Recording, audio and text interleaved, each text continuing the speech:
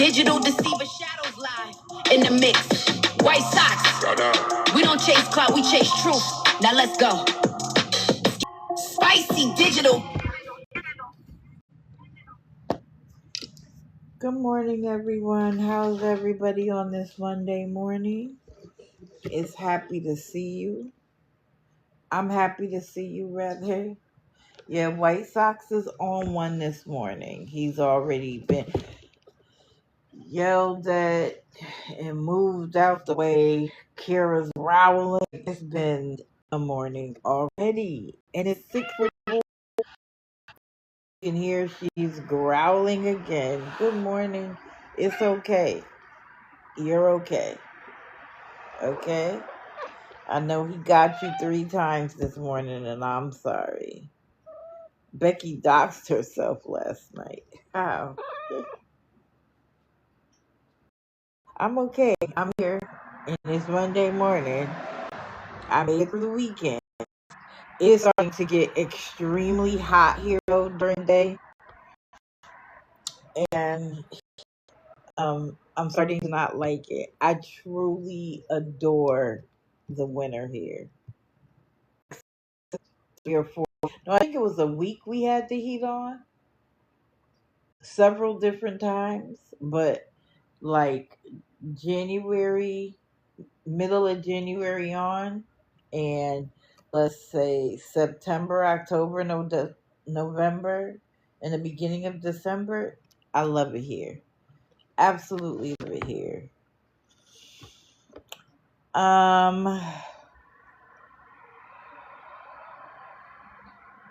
Yeah, let's just get to the grid.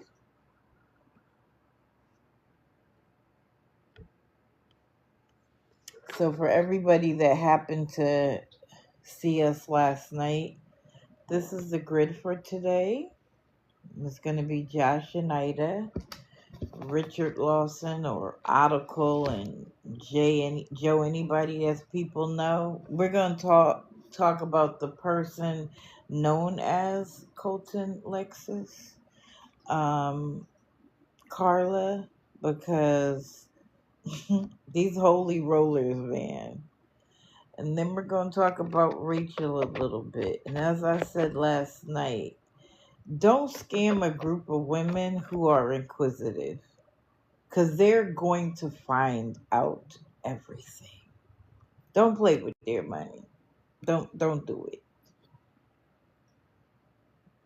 He was live this morning. He is he's turning out to be one. I'm just gonna start with JoshxAida, because why not? So they're up here briefly because they decided in their live to talk about the fact that I brought up the fact that they were asking for $100 to go on vacation.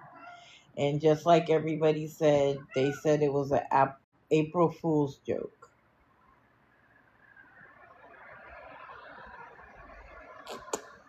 Now, my thing is this.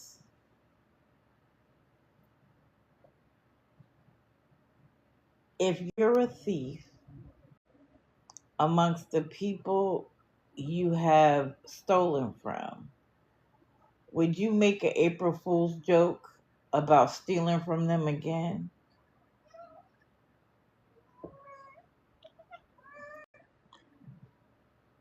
It's in bad taste. But they didn't think I would hear about them talking about me, and they said something about getting in my box and how I would just be disrespectful, which I have never been. And I went in their live and got in their box, and the first thing Josh says to me is, do I feel like they don't deserve a vacation?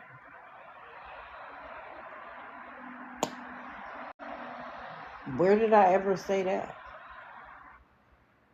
I truly believe that everybody should be able to live a full life and experience everything that life has to offer within reason, of course. But I also feel like you should pay for it yourself. This isn't the bare basics of life. Because if they were, services could help you. This isn't food. This is you want to go on vacation with your family at a time when the economy is squeezing people to their nth degree. Now, I know that's not true for everybody, but it's like being completely oblivious to what anybody else is going through but yourself. And what I find interesting is now that they're doing good according to themselves, where is the helping of anybody else that was in your circumstances?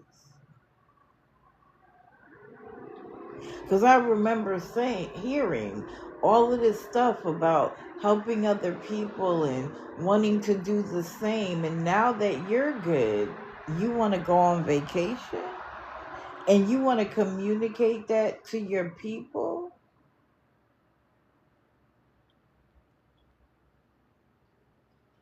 White socks. Leave her alone. Find somewhere to go.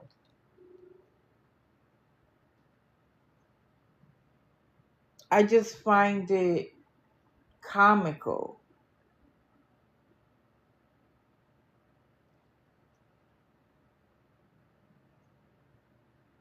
that now you want to make a joke out of something you did repeatedly. You wouldn't be where you are without the people who took care of you time and time and time again.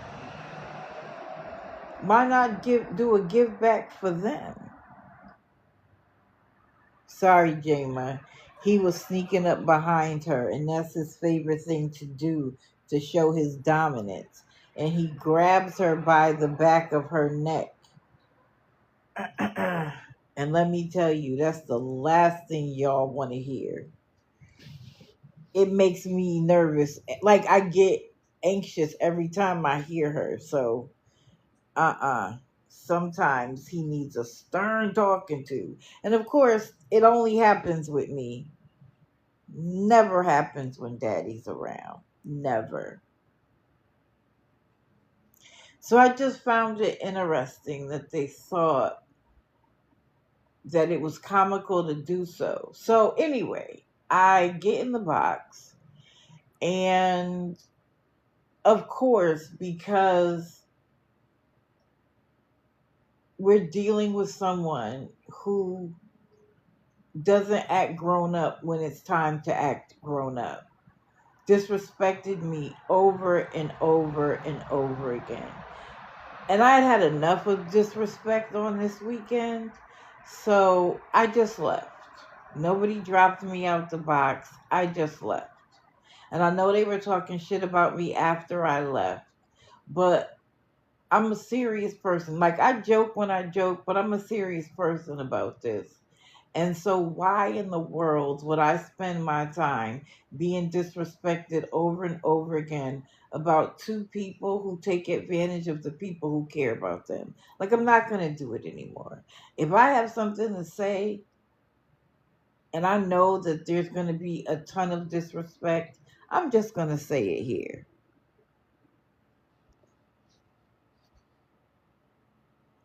Oh, yeah, what did Sheena have to say about me last night? Paula, honey, you have requested the box, and I'm not sure if you need it. Splash, I'll talk about it. Yeah. Wait, hold on.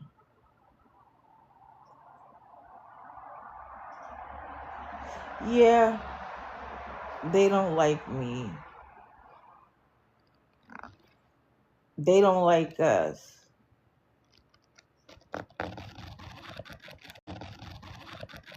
Oh, she was saying that I was leaving the app. Wouldn't that be her best day?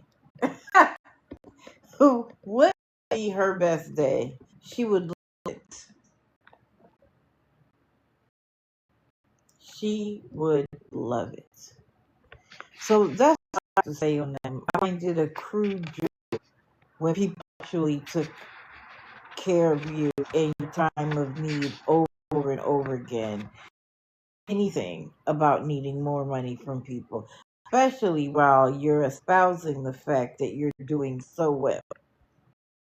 What I will say is that you go away and come back on a regular basis. Wonder what that's about. But as always, I'll wait and see who's next. I'm sorry, guys. I didn't even do the whole thank you for being here. Please, if you're a member of the team, hit the daily heart me. If not, please stick around if you like what you hear. Hit the daily heart me. Gifts are appreciated but not expected. I would do this regardless. And please, every time I change a photo, please like the live until you feel the heart's tail.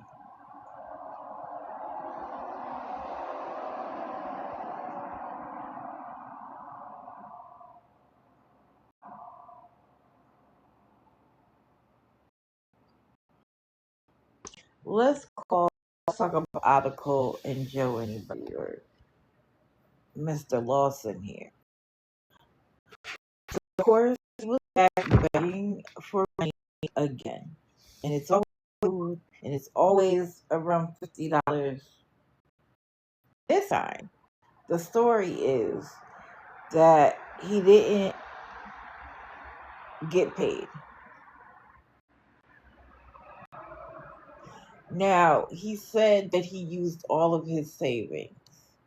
My question is that how did you build savings, sir? What circumstances allowed you to build savings? I'd like to know.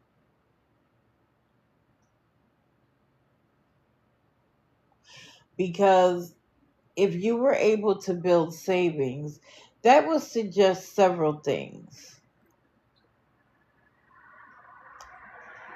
You were lying before because you're making the same amount of money now. In fact, you were probably making more before because of your various TikTok channels.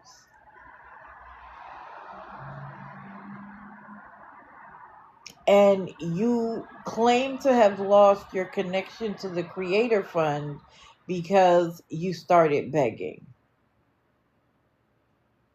So how is it that now that your wife has left, you're able to build savings, but there was none when your wife left? But even still, he likes to have a picture of his 3 children in the back because we know that there's going to be some woman or man that feels bad for the children. Isn't that what Dawn said? Feel bad for the kids. No, that wasn't her. That was somebody else. That was someone in here being kind. That's why they use their children. Because what they're banking on is that people will feel more bad for the kids, that they can obfuscate their responsibility. But how did you get savings? So he claimed he was going to file for food stamps. You've heard none of that. You also heard that they have grandparents, but of course they are without any disposable income. And that may be true, especially in this economy. But then there's the wife. The story that the wife left in the middle of the night and left them with nothing.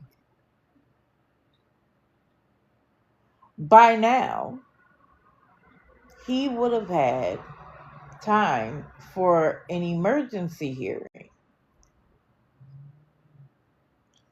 to ask for child support and support of their children. Easy. And according to him, she was the breadwinner.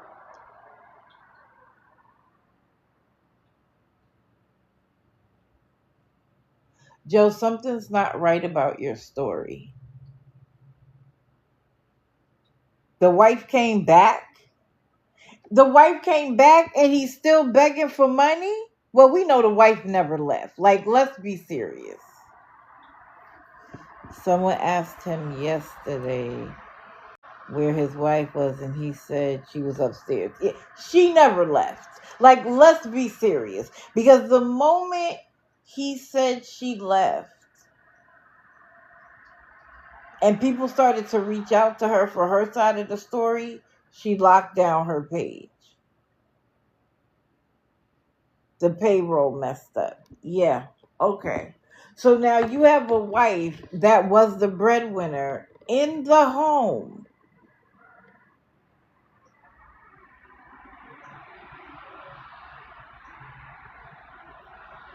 But you needed $50 to feed the children from Sunday afternoon until today. And I know based on what you said, you got the money. I'm sure you got it multiple times over. But your kids went to, unless it's spring break, which it could be, your kids went to school today. Right. How would his daughter need it, but the wife not have any in the house? Like, it doesn't make any sense.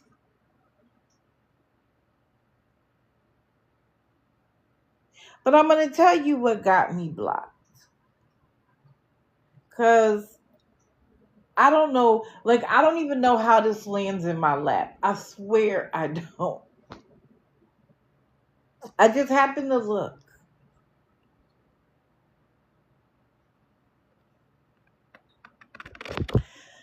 So I went on his page, and he does a lot of like, this is the news, this is the research, this is like the truth of it all. And so yesterday, while he was live, he said his children didn't even get Easter baskets or an Easter dinner. And somebody commented, well, Easter is all about Jesus. And I was thinking, she's probably saying, like, did you take him to church or to some service? It's all about Jesus, right? And he was, yes, it is all about Jesus. Well, if you go to one of his pages, and I'm going to be honest, I don't even know which one it was. It wasn't the new one. But the video that was the very first video was him doing a deep dive. Well, not really a deep dive, but a basis for understanding Easter. And in particular, the eggs, the hair, which most people call a bunny now, the basket and the grass, or with the paper that goes under the eggs in the basket. And for him, after all of the research, it pointed to a pagan holiday in worship of the moon.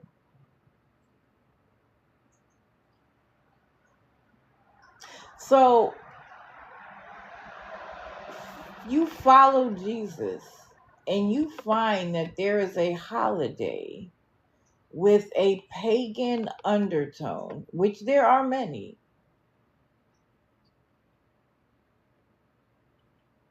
Why are you worried about your kids getting Easter baskets?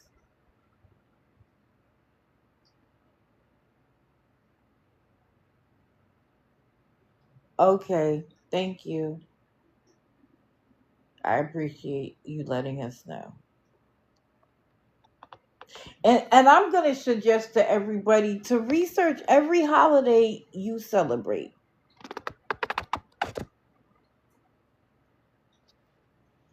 Because you'll be surprised.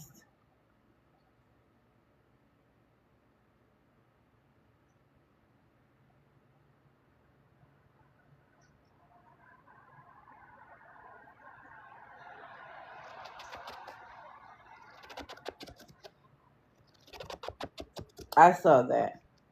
I saw it.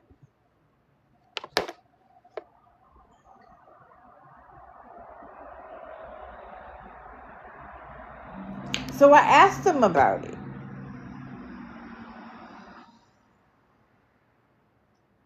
See, this is what happens. You come in here, well, there you go. Today, I don't understand why people keep coming here to fixate on their issues. Like, please, I keep telling y'all to leave me out of this.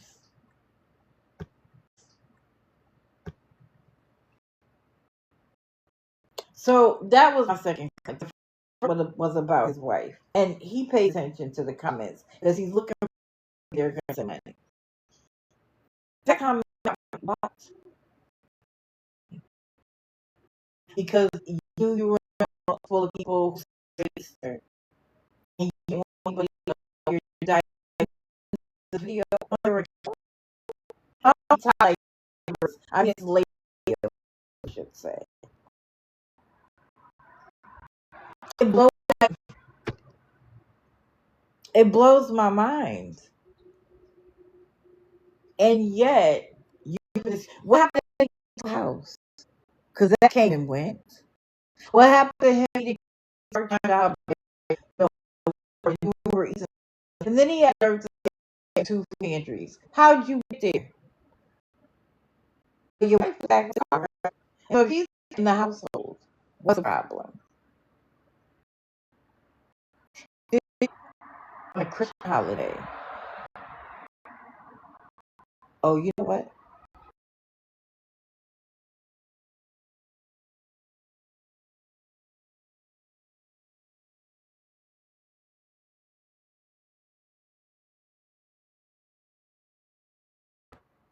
Is that better? I realized I wasn't even connected. I wasn't connected to the internet. And when I saw it stop, I looked straight up and saw that. Sorry. Yeah. I wasn't connected. I wasn't connected to the internet.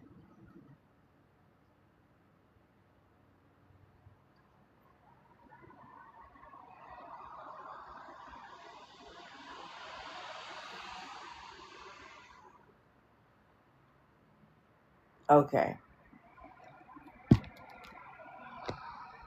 And my phone is already getting hot. I swear. Hold on.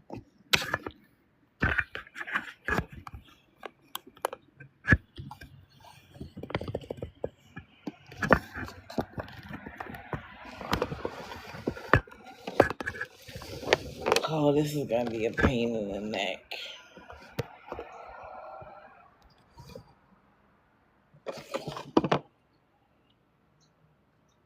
Okay, thank you. I don't buy any of it. I'm sorry. Like I told you, when he first was talking about how his wife left and his children were crumbled to nothing, there was a video of him and his daughter in the basement laughing, having a good time. He was supposed to be getting them. I'm paused?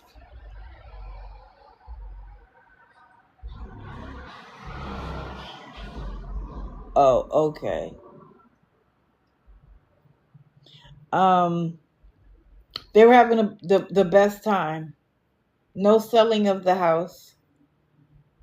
None of that.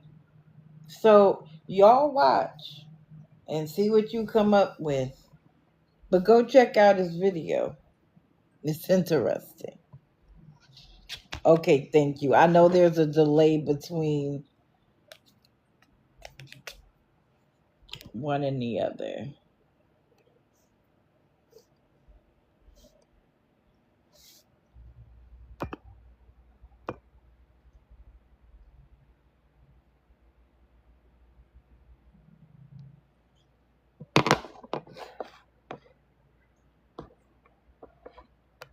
Let's talk Karla. So,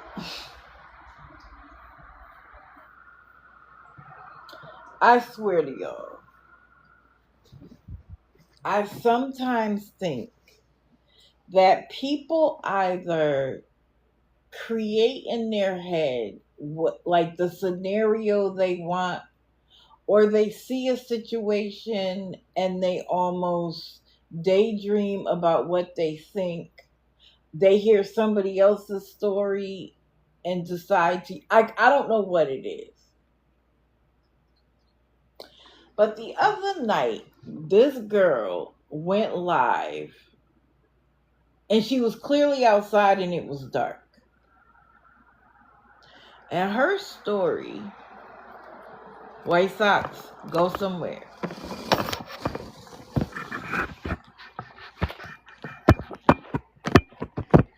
He had to walk across the table. Okay. Oh, Joe, anybody is live. Gotta love it when it works. So she claims that she got kicked out of the hotel she was in,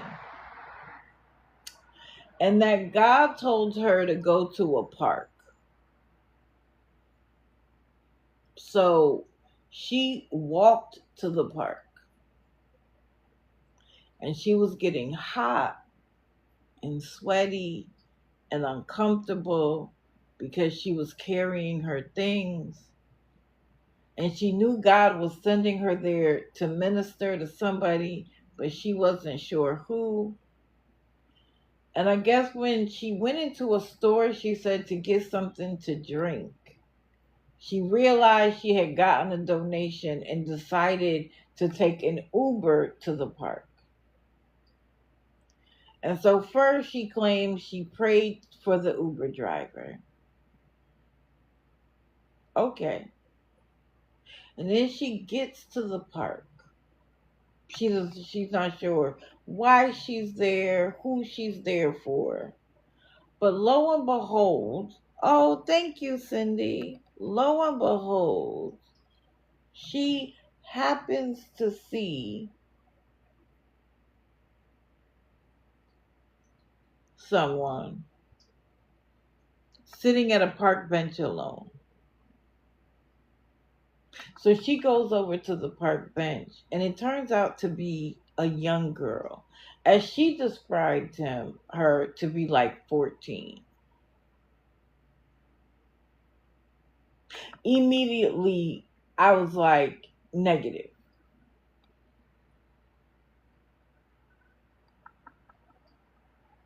But okay. And she claims that God put it on her heart to talk to her because that's who she was there for. And she goes over this long diatribe, but she starts off by saying that the young girl didn't really know God like that, and she asked her if she could pray for her. When it comes to minors, you have to be very careful. And then she said the girl told her that she said that she felt on her heart to order a sandwich she doesn't even like because she had like money on her DoorDash or like whatever, something that she was able to pay for it without any money. That's what she claimed. She was able to pay for the sandwich without saying anything to the girl about needing food or what kind of food she likes to eat. And it was a sandwich she personally doesn't even like. But God put her on her heart, so she did it. So then she says to the young girl, like, would you like to share a sandwich with me? Before it came, and the girl was like, yes, we don't have any food in the house. Now remember that. So when the food got there, she split it with her and they sat there and they ate. And she felt so good in her spirit that she could feel how hot she was getting with the Spirit of the Lord.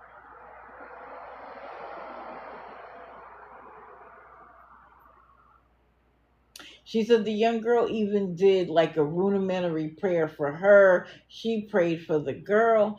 And then the girl went home and came back with a bag of waters and Gatorades and a few snacks. And Karla took it. Now, my question for me, if I happen to be in those circumstances, is why would I take food out of a home of a child who's already said they didn't have any food? That's for A.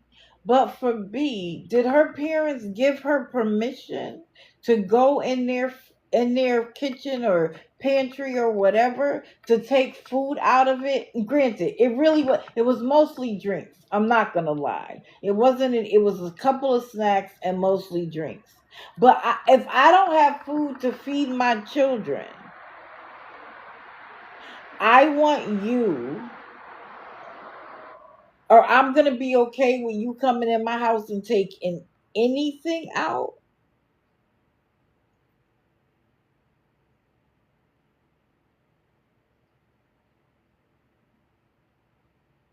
I don't think so. And for you to take it is even crazy. I could see her taking one bottle of water. Thank you. We shared a sandwich. You brought me but a bag with Gatorade, and there was like one bag of Pepperidge Farm little cheese fishies and something else.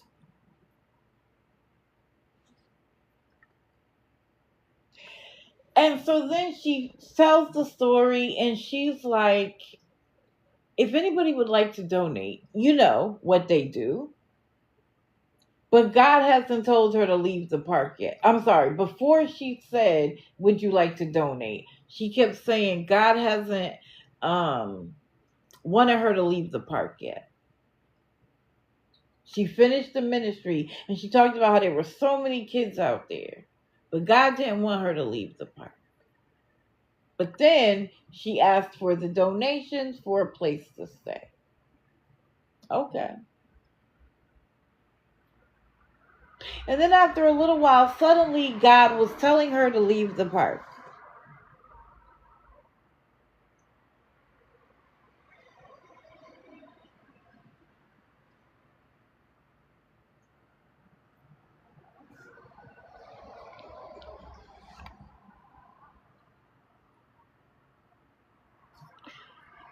So yesterday, after people put her in another hotel again, and according to her own story, this started her getting taken care of and being in hotels and Airbnb started a couple of years ago. Little bit. Hey, little bit. She got kicked out of the hotel again. They actually came and knocked on the door, told her she had to go. She's never ready to go when they knock on the door. She's always doing her skincare or whatever. And I'll be honest, she looks a lot more haggard than she used to.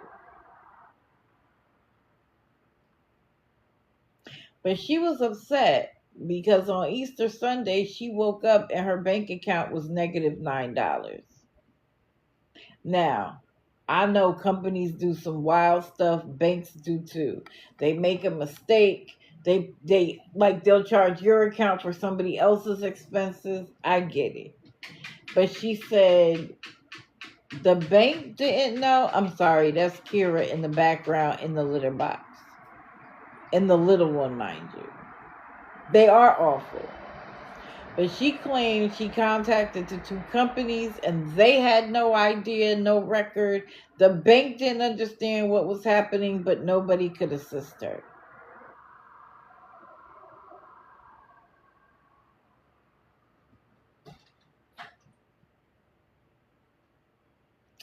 But someone who's begging for 2 years, sorry, I doubt the story. I do. I doubt the story. Because she claims that without them taking the money, she had enough money to extend for another day. Oh, I'm sure Amazing, and especially with a name like Amazing Grace.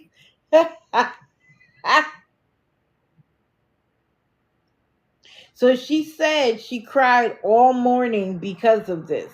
My question is this: if God has been taking care of you all this time, and he's been doing it by you asking for donations on TikTok, why would you wait until you couldn't, till they were going to knock on the door to come to TikTok to beg for the money? Soon as you saw you didn't have it, you could sort that part out later.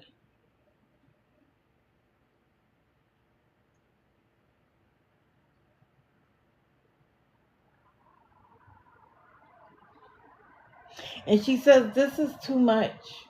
You know what? All of it is too much. Everything that everybody is going through right now is too much. There's a very few people that's happy and gleeful in this moment. There are too far few of them than the rest of us. And then someone in her comments tells her God is preparing her for something. What is he preparing her for? I'd love to know. Because according to the scriptures that I read, when the time comes and God returns, he's told us to sit back. He got it. So what is he preparing her for? To teach us how to live by begging for money on people on TikTok? Like what? Can y'all explain that to me? Because I don't get it.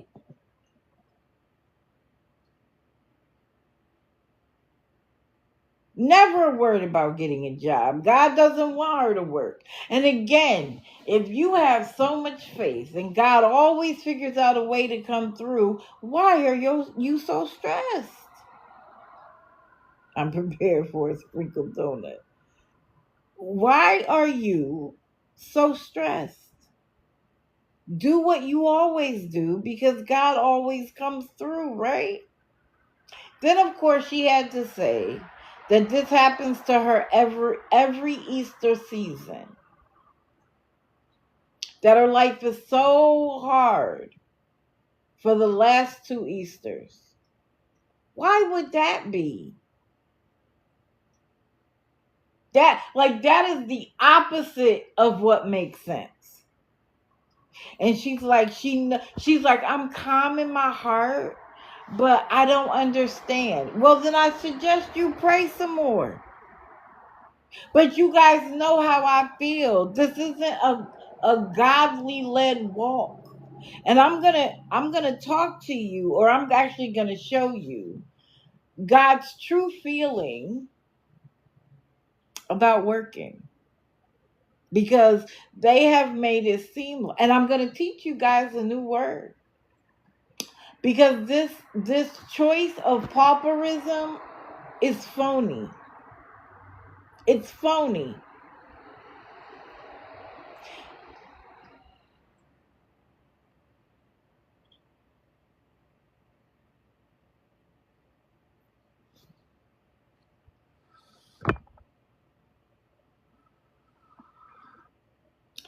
So as I was taking my notes, I wrote down and said, God wants you to walk the path based on his word. And if you're going to follow the example of the apostles, even on their preaching tours, they worked so as not to be a burden to the congregations they created. Now, it's not that the congregations didn't support them. Even when they were in prison, they didn't not support them. They did. But what the apostles could do while they could do it, they worked to make their way. How do you think they got support for congregations before there were congregations? Like, come on. They were.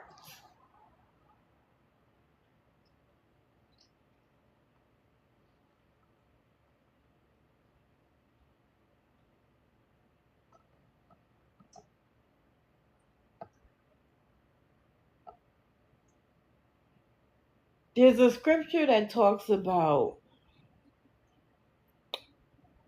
when the kingdoms go to touch God's people, it will be like touching his eye. And that will be his point of return. It's okay, Astar. It was just a preview of today.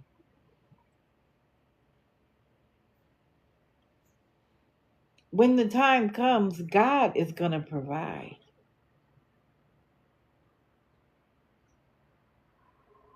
We don't need you to live like a pauper to teach us anything about that time.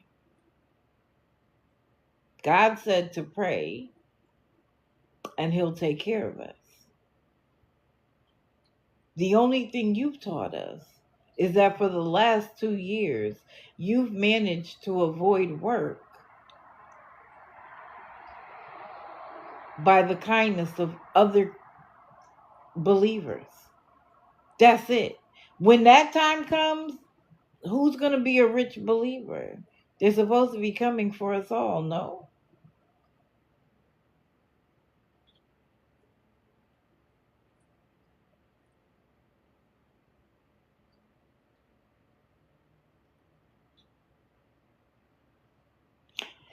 And so she again reminded everybody that she needed a night stay, that God has caused her inconveniences, and she is tired, that she wishes she could just be there for a couple of days, because remember, the only shelter, the fact that there is even one is amazing, but the only shelter that will take her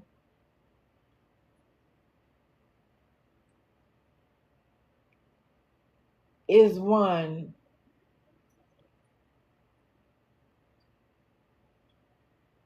that she's gotten hurt in. Now that sounds awful, right? Because you hear somebody getting hurt in a shelter, you think it's another person in the shelter. No, according to her, she fell out of the top bunk 4 times. But you haven't had enough rest over the last 2 years of being in the hotel? And y'all, I am truly believing she never left Nashville. She never left.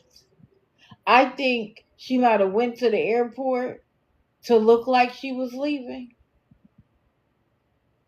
and acted like she was in this brand new area. Because how you end up back in Nashville? Who paid for that? And why would you go back?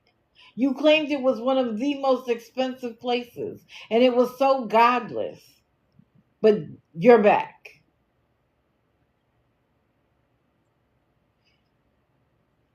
You begging while you do nothing already pisses me off. But for you to make it seem like it is a God-led process pisses me off anymore, even more. And I've said it before and I'm going to say it again. God isn't the only one that blesses. And if you believe as I believe, there are evil forces that will have you believing that you're following God and you're not. And so you need to reevaluate your walk. Now, I'm not saying God doesn't allow us to go through hard times. Not at all. But if you've given up everything, every convenience, everything in your walk with God and he's failing you, might want to reevaluate if you're doing what God is actually asking you to do. Or if this has become a choice of convenience. Now I realize that a lot of people don't believe, and I'm not trying to get you to believe, but I'm just trying to arm you with some of the information so when you hear it, you can decipher.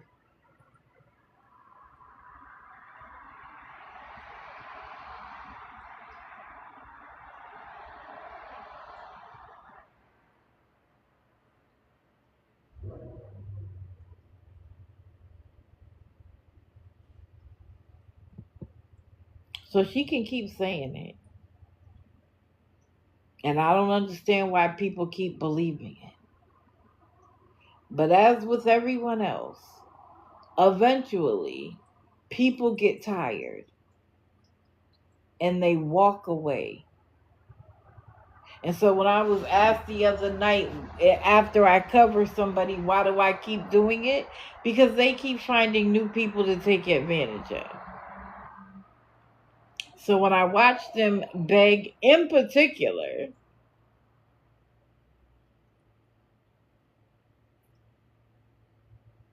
I'm going to say something about it. And it's okay if you don't like it. You don't have to like it. I'm not here for you.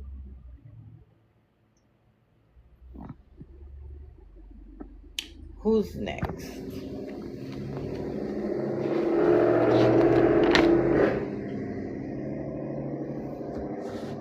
It's not 8 o'clock yet.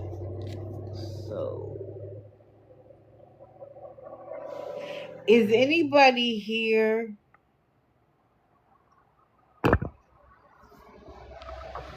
from the Rachel crew? I'd like to do her next, but if not, I will. Good morning. I will move on.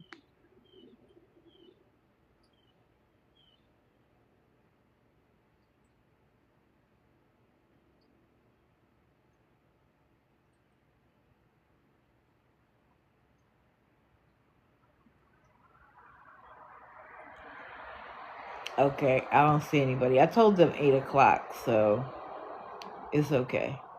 All right.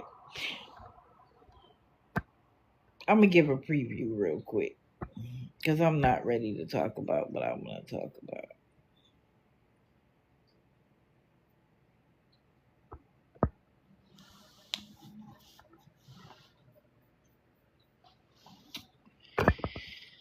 The things that have been happy, I heard Sheena's going to be upset. Because whoever gave her that information didn't either wasn't there long enough or didn't stick around long enough. I don't know why y'all go running and telling people information when you don't have it all, and it just gives, a slap in the face to the person that was happily, gleefully telling her people that. But y'all will understand why she said it, because I'm going to tell y'all today, believe me. So,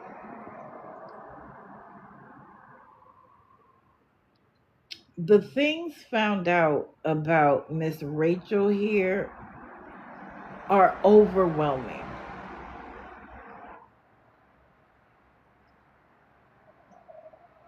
She has, I said to somebody that goes by the name Colton Lexus that the assumption that because you are not a scammer, according to you, means that no one else that's been covered is a scammer.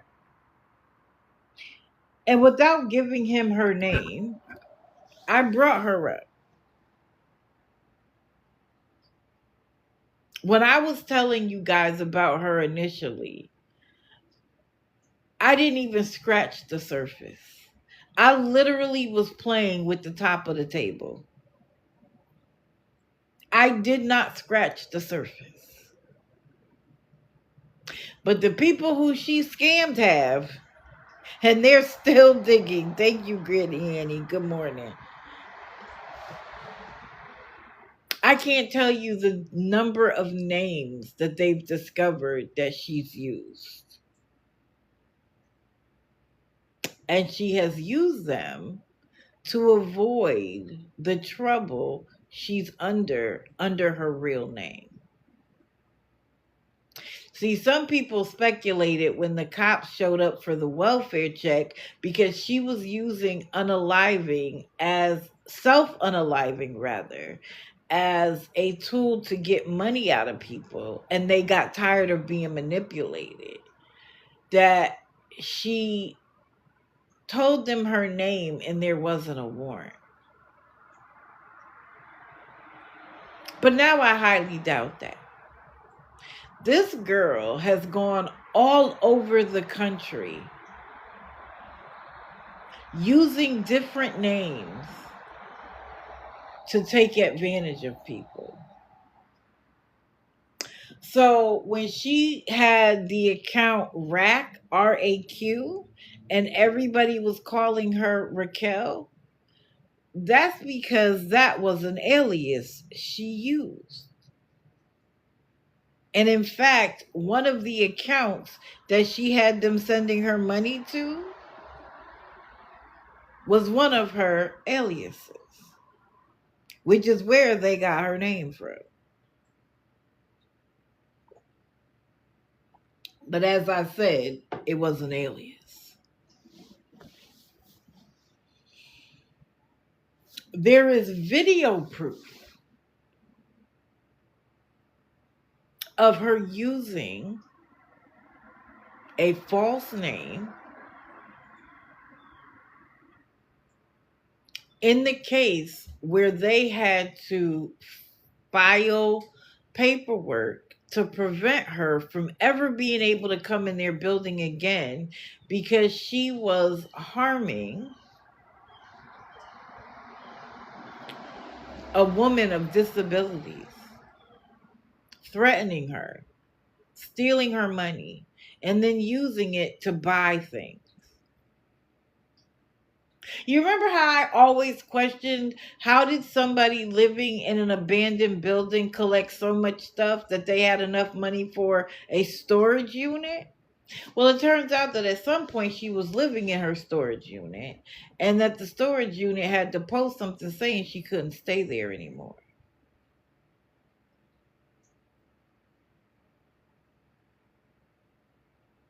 Well, if you're taking other people's money and ordering things from Shein and Temu, it's easy to collect things.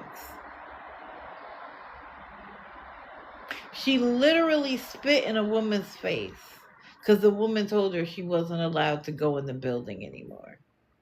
And because she records everything, she recorded herself demanding, even though they had filled out paperwork that said she couldn't be there anymore. And the name she used there was very different than the name she's used other places. And the idea that she tried to suggest that myself and the Rachel underscore or the Chungus underscore Rachel account was the same person was her trying to scare us away. She knew we weren't the same person because the information that account knew, there was no way I would know. But she knew who that person was because she knew who knew that information. And that was someone else that she went and lived with.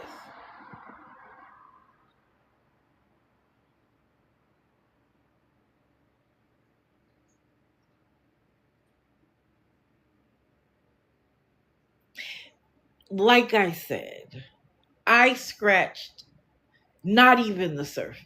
I literally was on top, just rubbing around. Because it was just based on what she was doing on TikTok.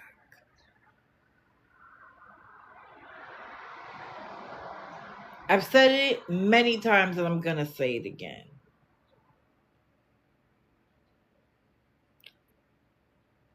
And for now, I can only speak for myself.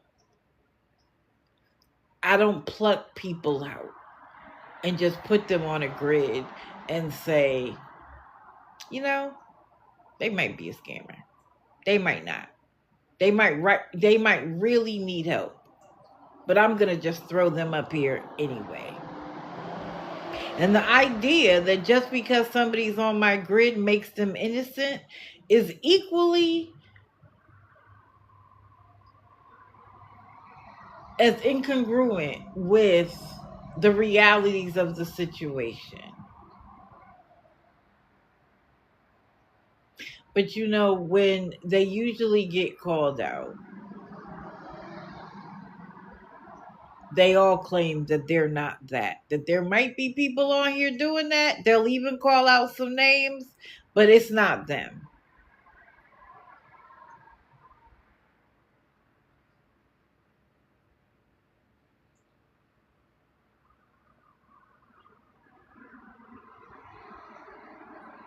I found somebody yesterday.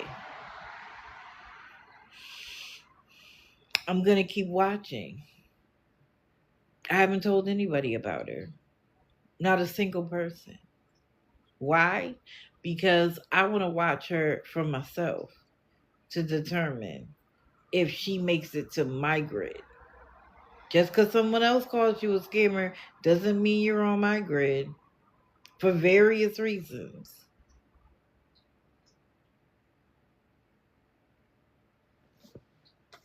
So I'll wait and see if anybody comes back. I mean, anybody from the group comes. If not, that's okay. Just know that when everything is put together and there's going to be a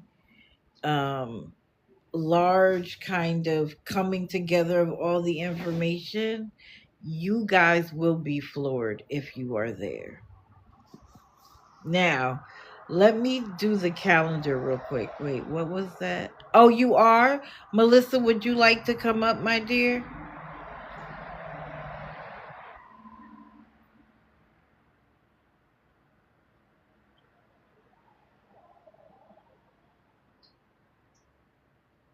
That's funny, MAGA girl. Hey, I was thinking about you this morning.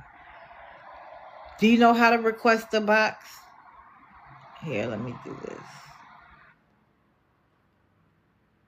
I sent invitation. Good morning. Good morning.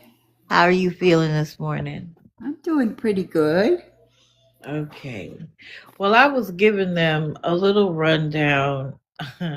And I started by saying that the worst thing you could do is scam a group of women out of money because they are going to track you down. Yes. And the information that you guys have been pulling together has been absolutely fascinating. It's pretty interesting. How have you felt now that you know more? Pretty stupid. No, not stupid. We're not doing stupid. She's good at what she does, obviously. Yes. Now, a question: has anybody been able to get in touch with Cynthia or her family? No, but they were talking. Just 1 second. Let me move away from my granddaughter. Watch out, baby. Right, They were Lori. talking about sending someone at least to do a well check. Uh-huh. And I think someone really should, because that's just a little weird, you know? Mm-hmm. Mm-hmm.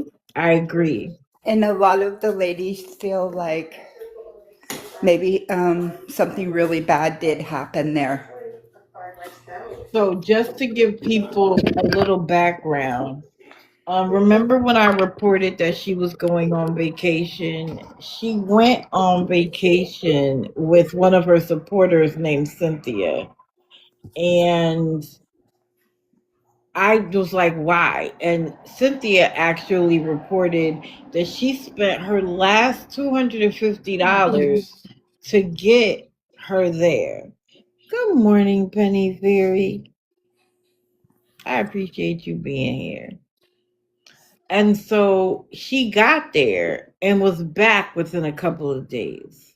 And when she came back, she had a new iPad and a little bit of money in her pocket, even though she claimed she spent too much. I don't think it was Florida. Wasn't it New Mexico? That's what I'm told. It was New Mexico. Right. Well, in one of her pictures that she shared with her crew, There was a wildfire behind Cynthia's house. She took a picture of it and then came back after a couple of days. And no one has talked to Cynthia since. That is concerning. That is very concerning. And then when they look up Cynthia's name, and what comes up as her name and address is like a recovery home. Really? Yes. I want to say, I don't know, like some kind of recovery home. And the reason why she told me that she had to come back, well, because when she was on her way there, it was a brand new start. This person was gonna, you know, give her a new life, and all this stuff was gonna happen. And literally 2 days later, you're on your way back. Right. But that didn't make sense. But what she told me is that they had tried to do it. I don't want to say it on here and be that there was some sexual activity and she wasn't okay with. And then the son, I guess there's a disabled son, and there was, I don't know if it was photos or videos that was inappropriate, and that's why she had to leave. She also told me that she went to Mexico during this time and seen her children. Yeah, right. You were gone a couple of days. Be for Right, real. right. They wouldn't have let you get across the border, ma'am. You would have to have a passport. Supposedly she don't even have ID. How is she going to get across the border? Exactly my point. There's no getting, but anything to make the story sound good.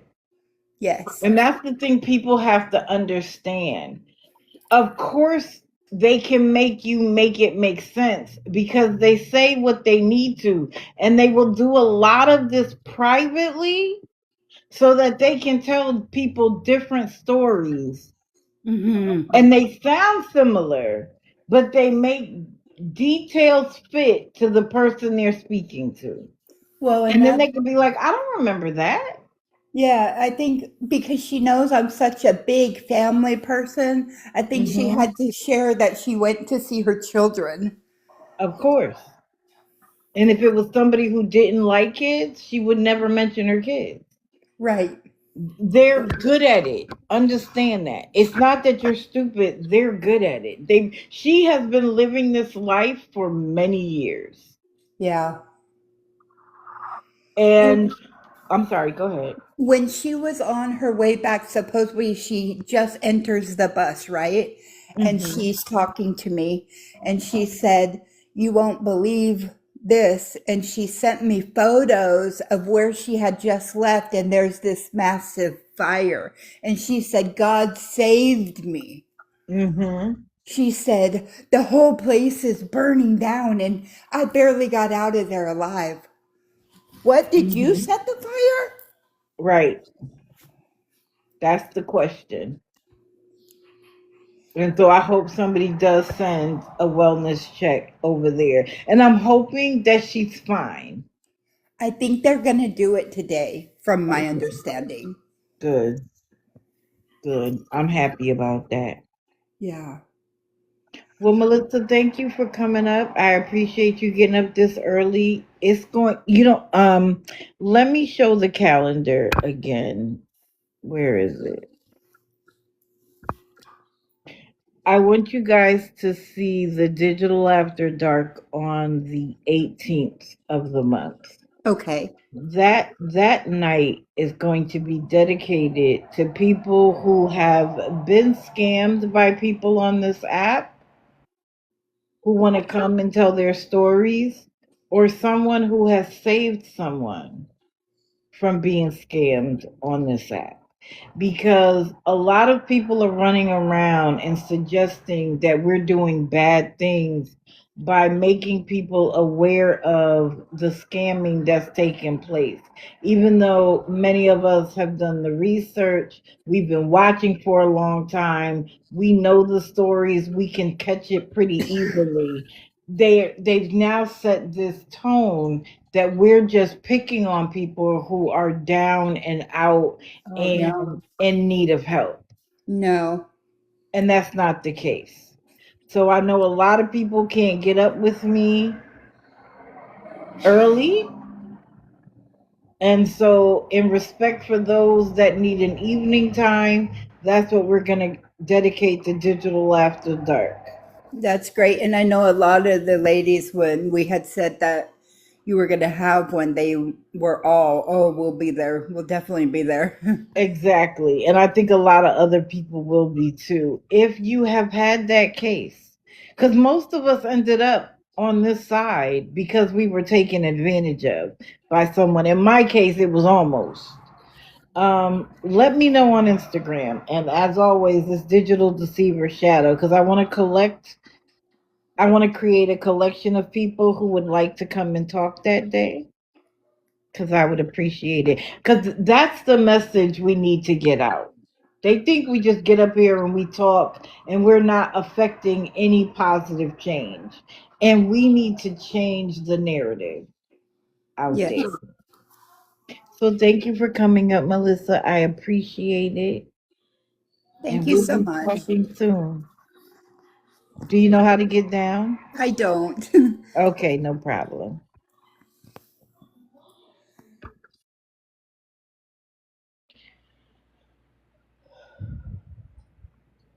Okay.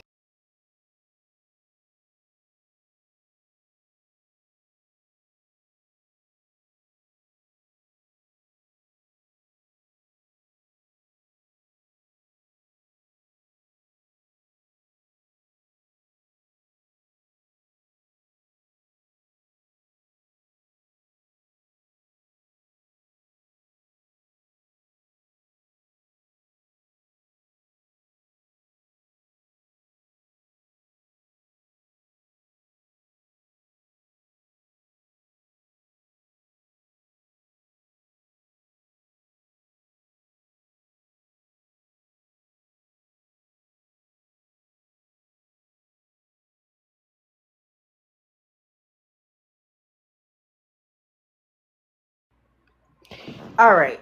Let's talk about it.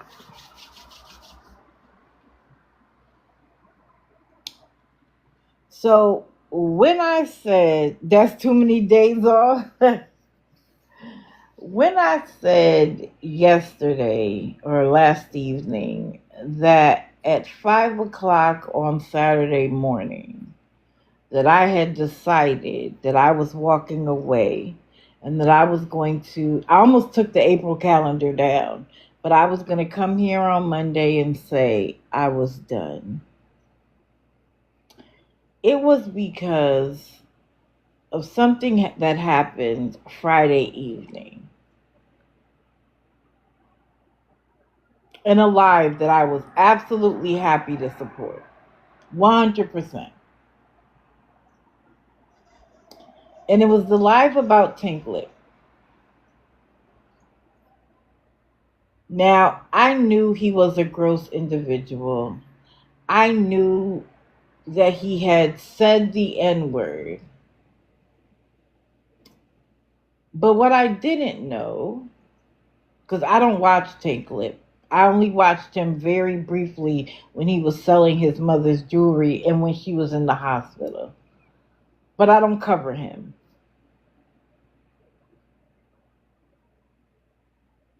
What I didn't know was that he said it while he was battling a black woman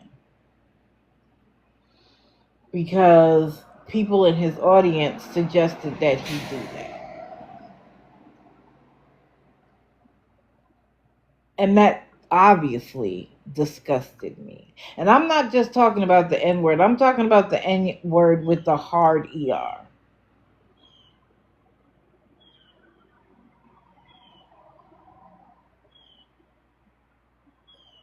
And so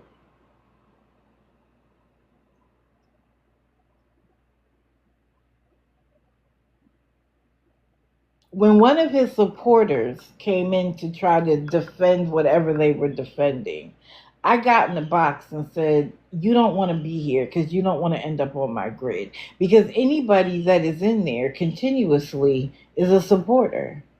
Why would you be in there? And especially defending his behavior." And again, forget about all of the other nonsense. If you support that, then we have a problem. She left.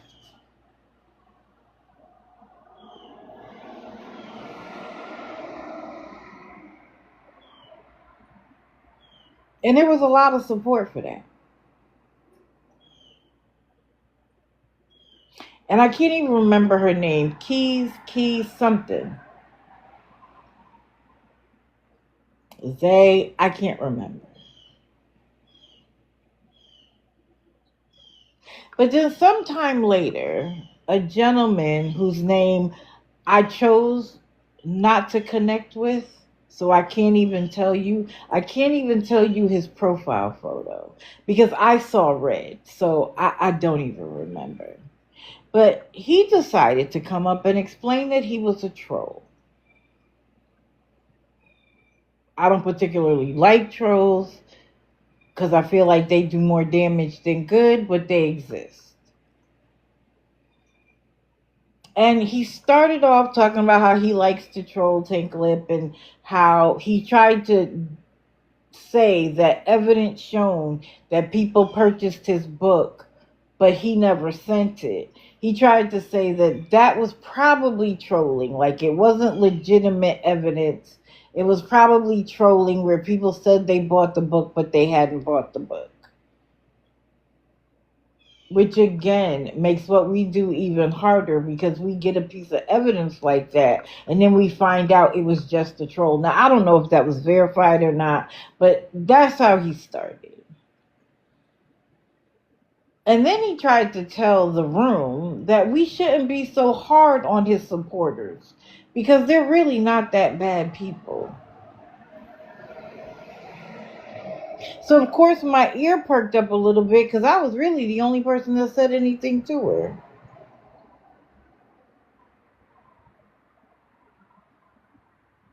And then he says that he has offered Take Lip money to say these things so he can get video evidence.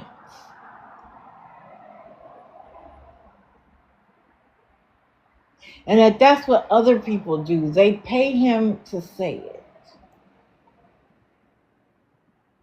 Now, that might not be bad enough for a lot of people, but that struck me in a bad way.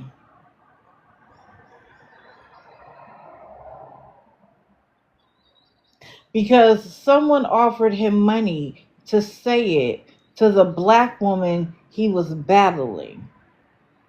Did anybody give a shit about how that would affect her? No. But they got joy out of the fact that she said that she knew where was, and that if he didn't leave, she was coming. They loved that part. But nobody thought about how that would affect her. Because nobody gives a crap, right? It's just a word, right?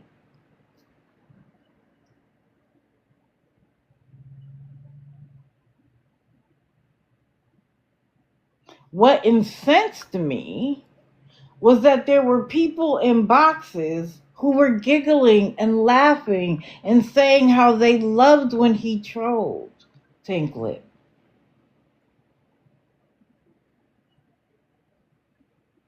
And I'm sitting there like, are y'all serious? This is people who I've shown love to. And y'all are giggling and laughing and bigging him up and letting him say that his supporters aren't that bad.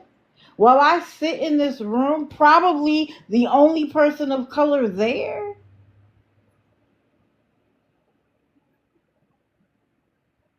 But that's not what crushed me.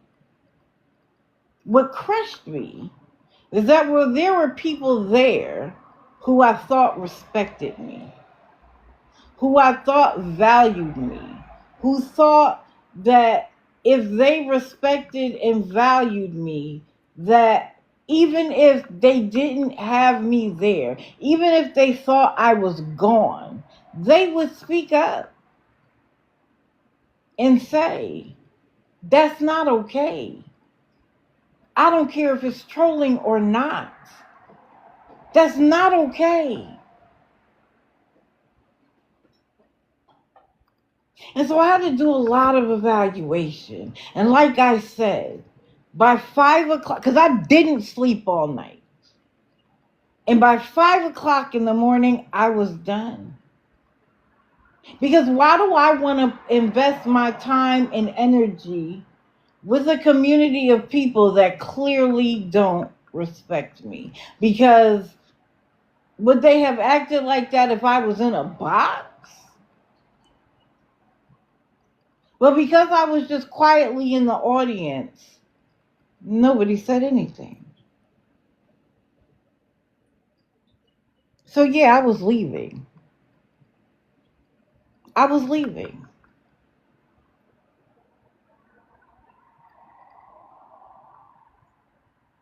And then I was reminded by people who love me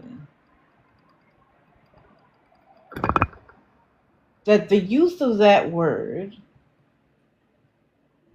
has unalived men, women, and children. Some with a rope in a tree. Some with a pew-pew. That gives me the right today to say whatever it is I want to say. To hold space for myself in any place that I want to hold space.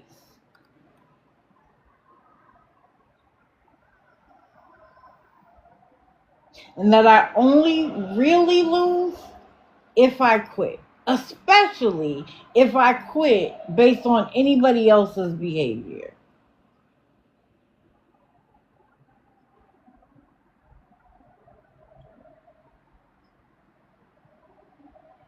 But I'll tell you, it won't be easily forgotten.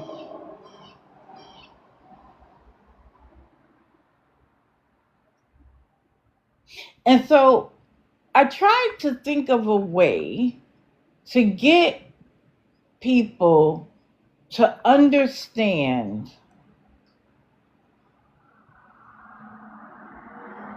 how hurtful it is all these years later.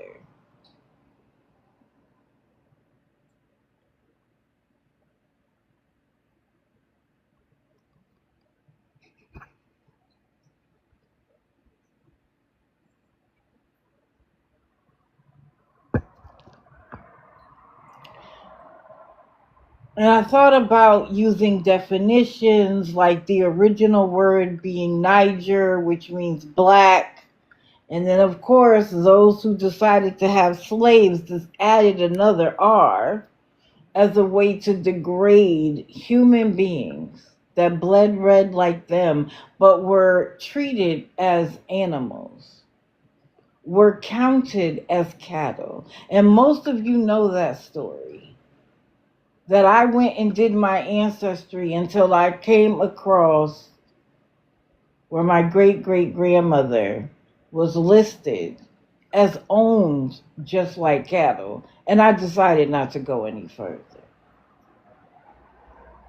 See, many of you who want to say it's just a word don't have that history.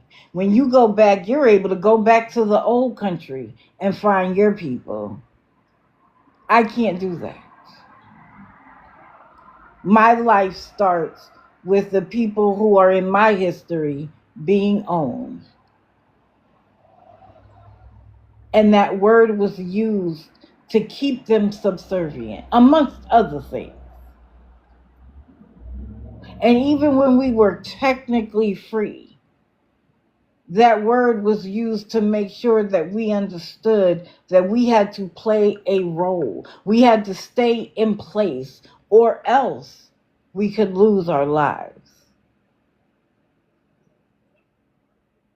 So, in my mind, people who want to do that, who want to either pay him or pretend to pay him to say it, are people who want to say it but don't want to say it with their chest because they know it's a canceling moment.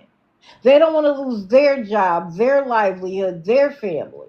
So they think it's a good idea to pay somebody else to say what is in their heart, what they may say in the quiet of their home where no one is listening. I go through this app and I watch people with the Confederate flag every day talking about it's their Southern heritage. Well, then how come there aren't very many black, and I'm going to say there are a few, but why isn't the South, those people of color in the South, waving the flag as well if it's about Southern heritage? My parents were from the South.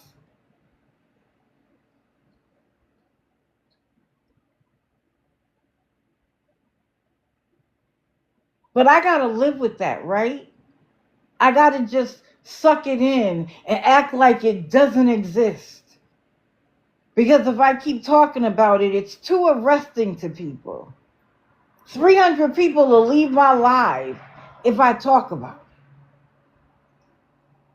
it. As if it's offending you.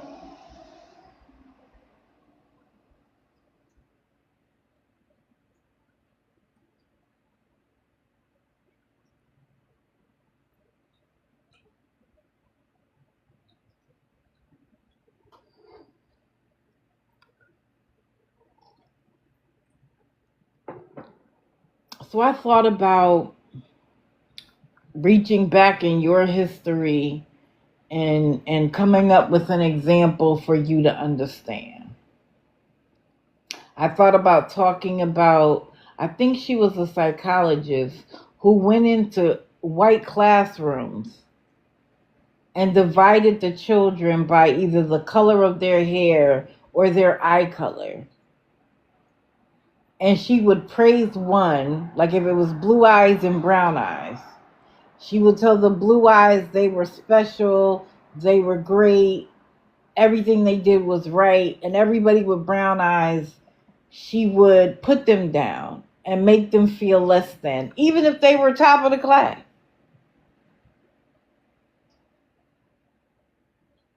And she would watch them down and downtrodden and unable to function just because she separated them in that way.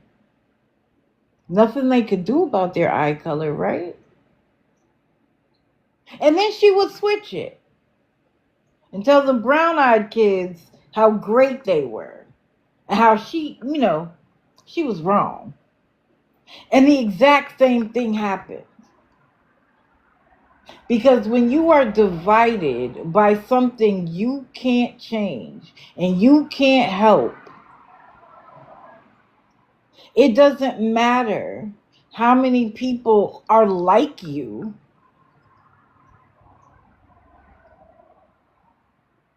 You suffer.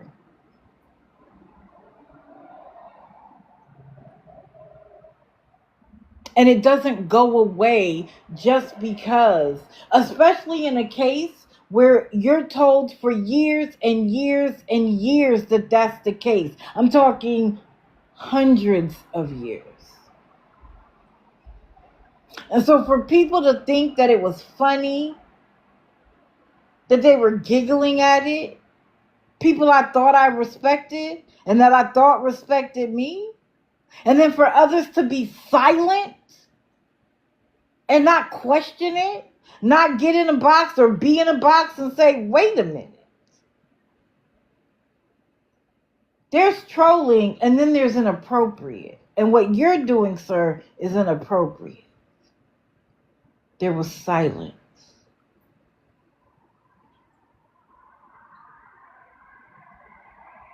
Really, Nightshade? Oh yeah, I thought you said you were a part of the study. My bad. You are correct. There was another study done that was less about race, but it was more about bringing college kids together. They made some inmates and some corrections officers, for lack of a better term. They had to end that study early because of how destructive the correction officers became to their fellow students and friends. It got dangerous because just the separation of superior to inferior changed the dynamics completely.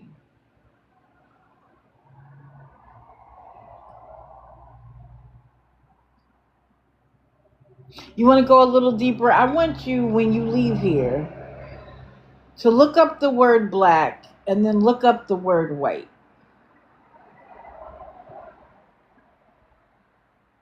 And I want you to read past the top line and look at the connotation, the symbolism behind those two words. And that will help you understand one of the reasons why people like to be called African American and not black, which goes back to the word Niger, which then became the N word with the hard ER. So the best thing I could come up with is women, we all don't like the word see you next Tuesday. We get outraged about the word see you next Tuesday. We find that to be appalling.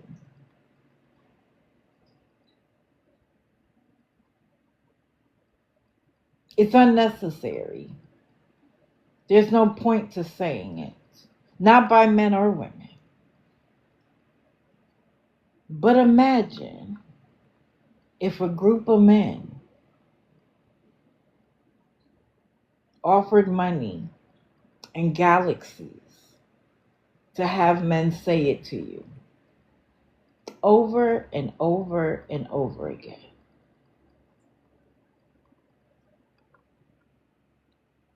Now, I used to be able to say you can't make you're a woman or whatever, and you can't make yourself anything else.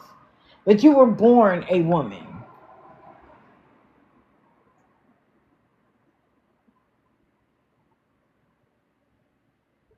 Imagine.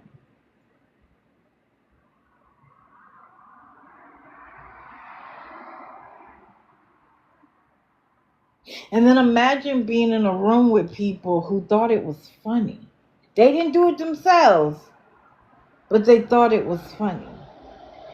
And then there was a panel of other women who remained silent, but wanted to talk about the person that was doing it, but not the people who were paying him to do it. Would you still feel respected by those people?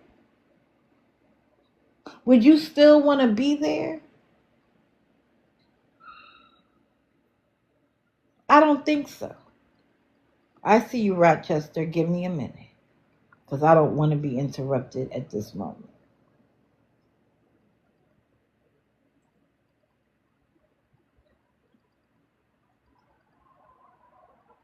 So yeah, I was leaving. No problem, Rochester. I'm not. It's okay.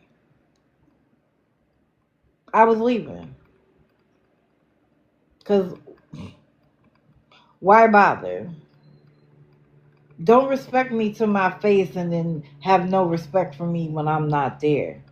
But I was there. That's the beautiful part of it. But imagine if I wasn't.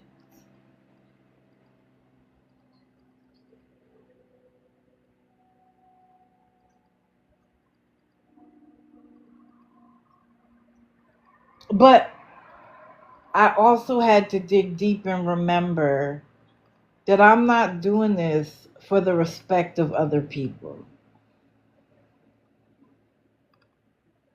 I've never cared that people didn't like the way I do it or how I do it or fail to support me. Because I'm like, there's somebody out there that's doing the same work that you can go support. You don't like it here? No problem.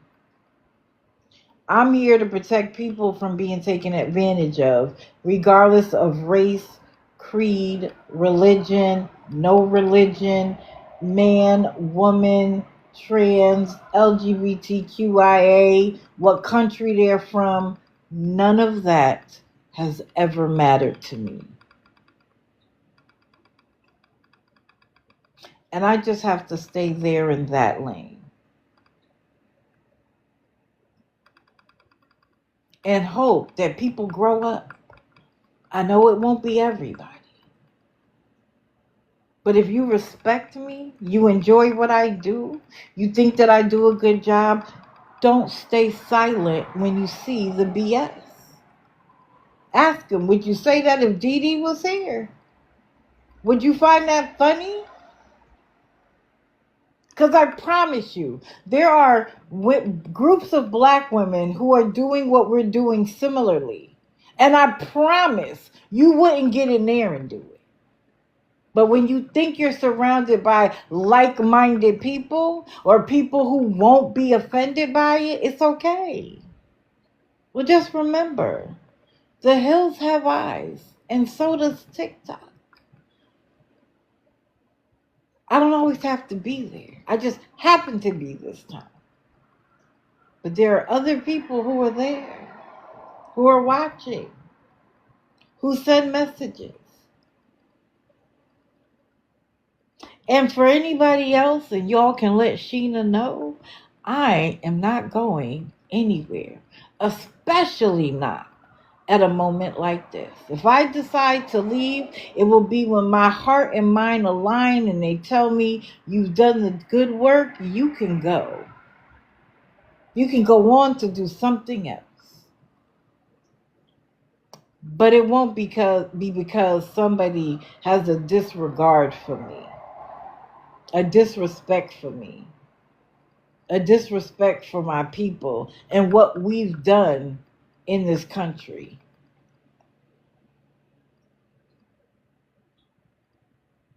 Somebody asked, could we do? Don't be silent. It's okay if you're the only person in the room standing up.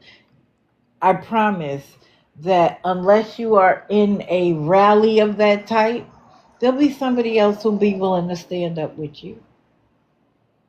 Don't support it by staying.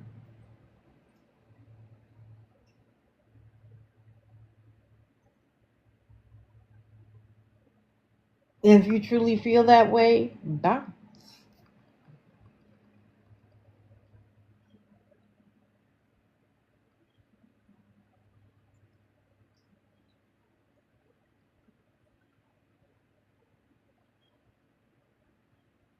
So that's what's been going on. That's why I said what I said last night. Now you have a fuller picture and an understanding of where I'm coming from. Correct, Mary Jane. That applies in many, many cases. Rochester, you have the floor. If you want a box, you're welcome to one. But I'm not finished. I still have to talk about the person that refers to themselves as Colton.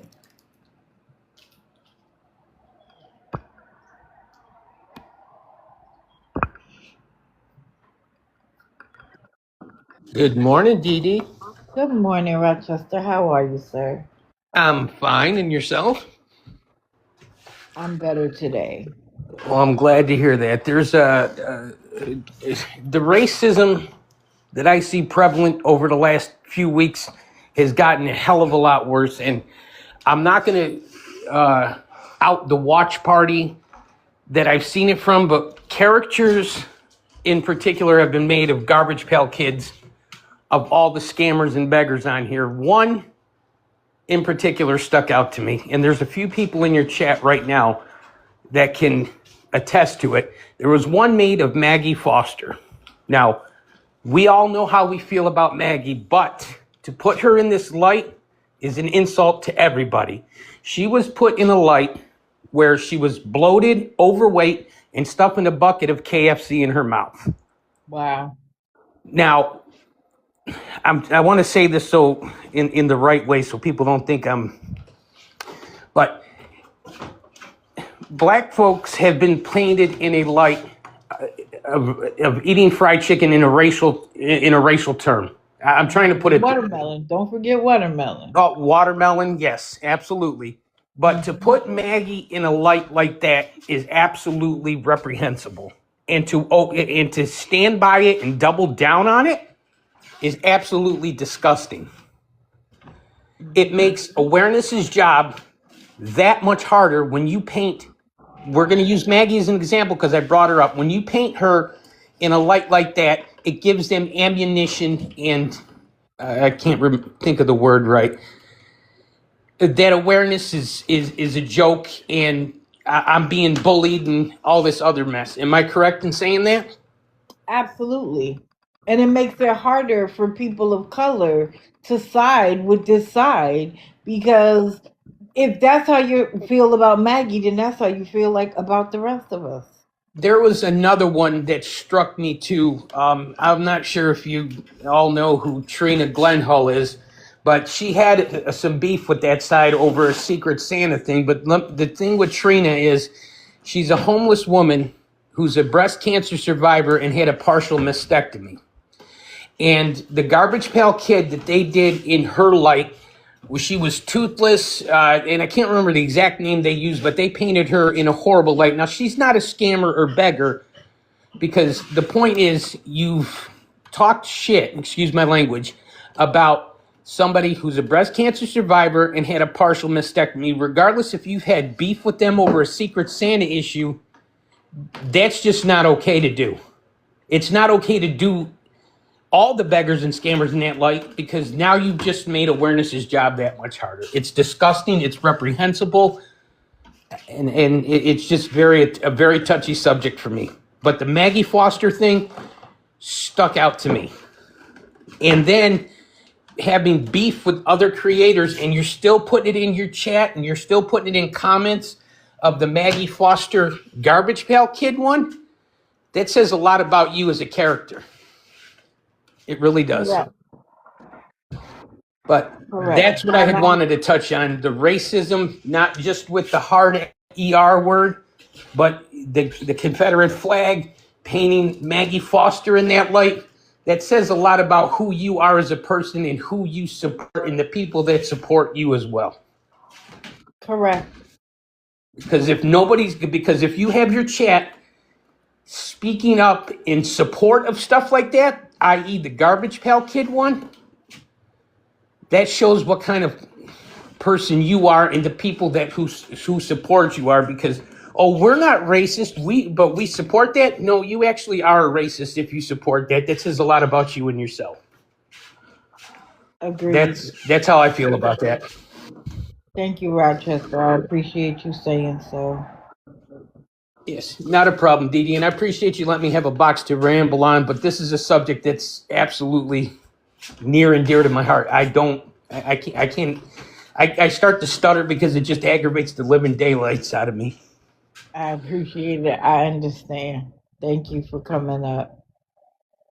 Thank you for allowing me up in your box, Dee. I hope you have a wonderful Monday and never stop doing what you're doing because we love you and we appreciate you and we respect you. Thank you. I appreciate it. You're welcome. Thank you. Have a good Monday. You too. What we should play?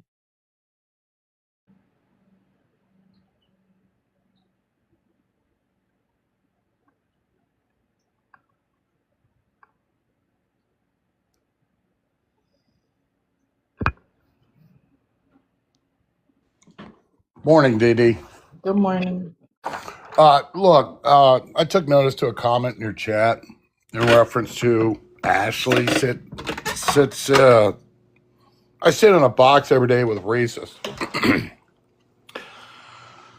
I want to make it perfectly clear that when certain things that do go on that I'm made aware of, I will withdraw from those individuals.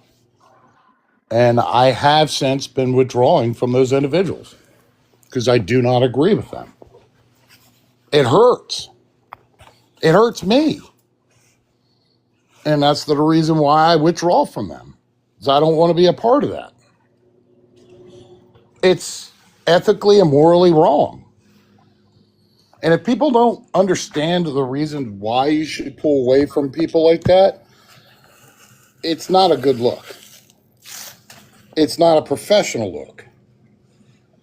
I have yet been in their boxes since that occurrence has happened. And I was forewarned that this individual was going to post a picture about it. And I said, I do not want to be a part of it. Oh, I know. I know the FBI is apparently looking for me. But what it is, and Princess hit it, your true colors come out because of the individuals that you see. I see nothing but the same color. And I want to make that, DD is my friend. Well, that was a mod not by choice, Ashley. I mean, if you want to take a box and come up and explain to me the control of that, correct, Crafty, I was. I mean, and to the fact of what occurred on Friday, I wasn't even a part of that live until after it all apparently went down. Yeah, I do know how to unmod, but I also know how to step away from the group. Just because I'm a mod doesn't mean that I support what they're doing at all. I want to make that very well known. Correct, Luciana.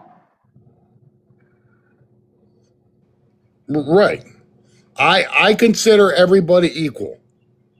I mean, if somebody has a problem with that, then I don't see where the problem could be because everybody's created equal. I mean, we all pee the same pee color. Yeah, you're right. Why mod? And that's the thing is that, I haven't gotten a chance to turn around and mod myself, and that's my fault. I'll take full blame for that, Dee. But at the same time, leaving that group is probably one of the best things I've done. And separated myself. It was Skittles live about Tank Lip.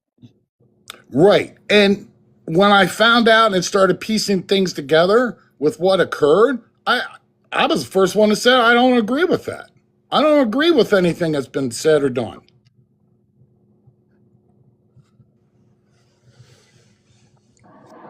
So if I've offended you, Dee, I apologize. I mean, I just want to let you know that now. What I need is for people to speak up while it's happening and not quietly walk away. I need people to speak right then and there and not sit in silence. Right. And not act like it didn't happen or feel like talking about Tank Lip is better than the greater good.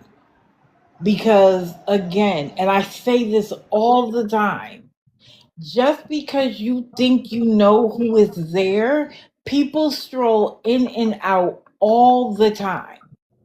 And the worst thing for me is for people to walk away and say that group over there is racist because they were sitting in a live where they were interested in what was going on and they have to hear that. Where somebody is willing to pay somebody to say it to someone who's battling them, who has no idea what they're walking into. Right. So, and I agree. And the thing is like Darla stated that Skittles wasn't aware of these individuals and what they were coming up. It doesn't matter. Right. That's why you try to control your live and allow who you allow in your boxes.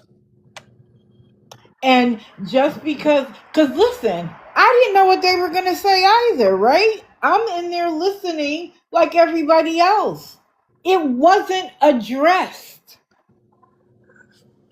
People were giggling and laughing about how much they loved when he trolls. And they let him keep talking and talking. I left. So I don't even know what happened afterwards. Because my first reaction was to get in a box and burn the place down. And then I said to myself, why will you bother with people who are okay with this? Because it's good for mouth service to be like, oh, I'm against it. But when you are confronted with it, you laugh and giggle and say nothing. And I'm Well, supposed to feel comfortable in these spaces?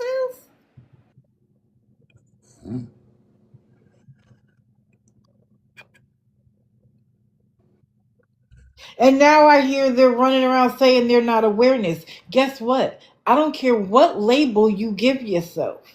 It has nothing to do with whether you're awareness or not. And the idea that because you're not awareness, that gives you the right to do and say whatever is also unacceptable. I don't care what you could say, that you are the head of the Ethiopian National Committee. If you are going to allow that sort of behavior in your chat, it doesn't matter. If you aren't going to call it out when it happens, that's a problem. It doesn't matter what label you give yourself. And the whole idea that you can just denounce awareness and that gives you permission to do and say and be anything you want to be, I promise it doesn't. It doesn't give you cover in any way, shape, or form. well, I'm sorry, Dee Dee, if I offended you, but I just wanted to put out what I needed to put out. I appreciate you saying so. Mm-hmm. But I also came here because of your special guest that you're going to put up. Okay, well, let me do my thing and I'll invite anybody else up. Thank you, dear. Okay, thank you.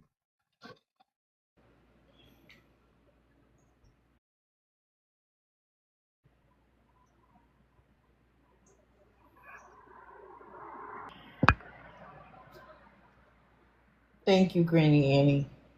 And I appreciate most of you sticking around to hear what I have to say. Because I know it's uncomfortable. But sometimes uncomfortable conversations have to be had. Good morning, Checkmate.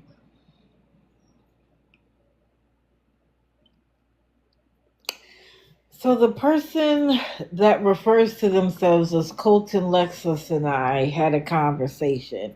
And I made it abundantly clear to him that because I was a part of the conversation, that I was going to talk about it. So welcome me in, and you could say whatever you want to say. It gives me the permission to talk about it because it was my experience, right? So first I want to say a couple of things. Anybody can file a police report. I could go to the FBI right now and file a report. We go to what is it called? The ICC and file reports on digital behavior that we find even illegal. And they may investigate it. They may decide they have more important things to do. They may even support what we do because they're tired of getting reports of people being scammed digitally.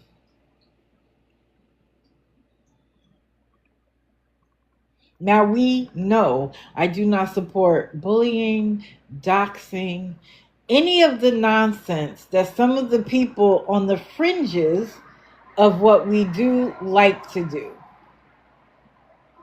And the beautiful thing about the law is that you have to prove I did it. You just can't say, oh, some people over there did it, and so because you are all one monolith, you all get in trouble. That's not how it works. But the person known as Colton likes to believe that because of his history with law enforcement, and air quotes, that somehow he is in the know and he has connections and he takes photos of himself there. I could literally do the same thing. And at this point, now that he's doxing, now that he's running around the app trying to find out information about us and who we are, could we file a report for stalking and harassment? I'm just asking for a friend. Oh, Rochester is fine. So let's go to it. Because this is going to be a little bit of a long one. I always swear I'm not going to have enough time to talk. And then I end up going crazy. Okay. So let's start with the live that he had at the time. So first of all, he had Nate, a gentleman named Nate, in his box. And he told everybody that Nate is a very smart, legal mind. And that everybody should go follow him.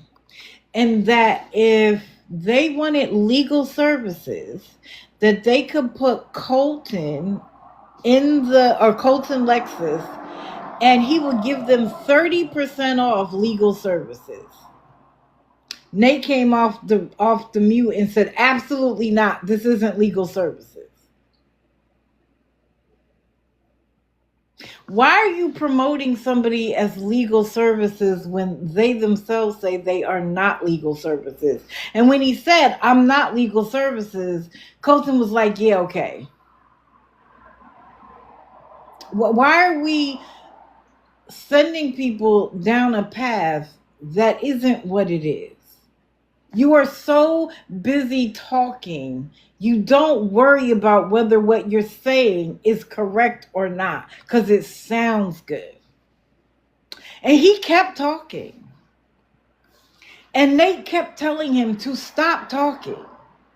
Telling him when he called us domestic terrorists to stop saying that. That you're doing too much. You filed the cases. If they have a case against you, they can file and let it play out where it's supposed to play out. The person known as Colton said, nah, I feel like I'm going to say it. And I'm going to talk about it. You want to know what Nate did? Nate jumped out the box and didn't return. At least that day. He may return later. But when you're telling other people that they need to take legal advice from this person and you're not taking it, help me understand how they're supposed to feel comfortable.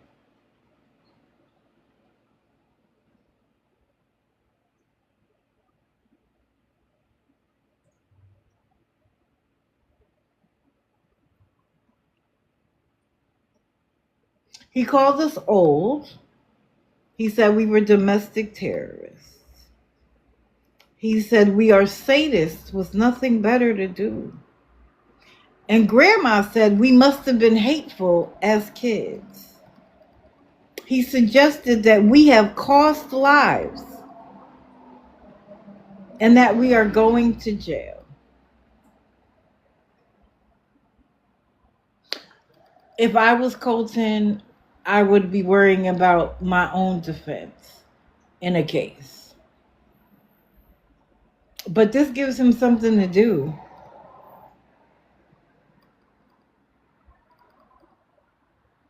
He claimed that he knows and has proof that someone has harmed themselves because of us. And again, in air quotes.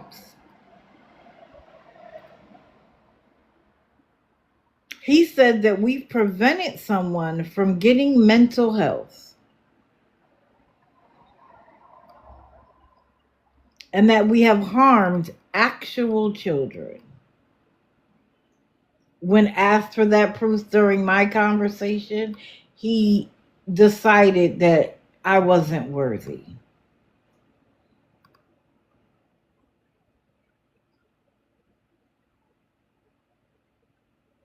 And I would love to know how you've been stalked. I mean, you said it, but you like to talk about legal definitions, but have no legal standing. You're not in law enforcement. And let's be frank, even law enforcement charging you with something is an accusation. It has to be proven in court, or I have to accept a plea deal and accept it. It's an accusation until conviction. We are aware of that, right? But can I go file a report and say you've labeled me a domestic terrorist in a direct conversation with me? Because even though he can read the definition, I could do that too. It doesn't make it the case. And he is certainly of no one that can label me that way. Again, even law enforcement arresting me for it doesn't make it so. It's an accusation until I'm convicted. He started to talk about his label as stolen valor, but then didn't come back to it. So we never got to hear about that. He also claimed that he helped create TikTok. That he was a developer for TikTok. TikTok wasn't even created in the United States. So who did you know that knew somebody that knew somebody that knew somebody that asked you to work on it? And if you had the skill set to work on developing TikTok, there are how many startups in the IT world that could utilize your skill? You think Meta couldn't utilize your skills at this point? X couldn't utilize your skills? Why don't you write your own program? Make your own social media platform. But by the time he talked to me, he said it was like, how did he refer to himself? Oh, goodness. What did he say? He basically was saying like he was brought on by a company and he was a freelance. That was the word he used, a freelance programmer. And you know why he said that? Because we could literally dive into the depths of TikTok and never see his name. None of them, by the way. So, of course, he had to say a freelance blah, blah, blah, blah. Okay.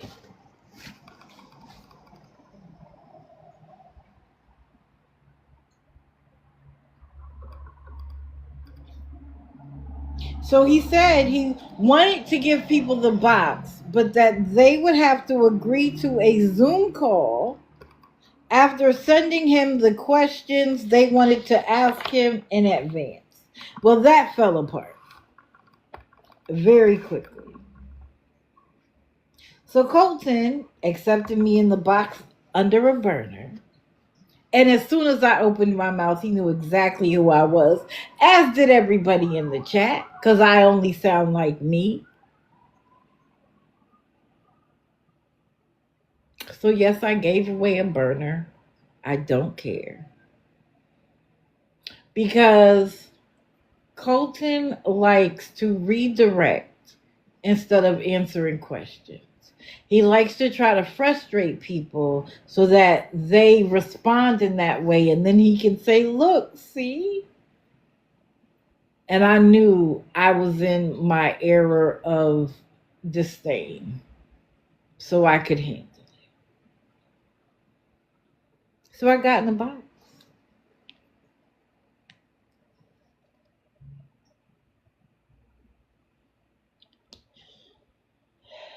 And so, first, let me show you this.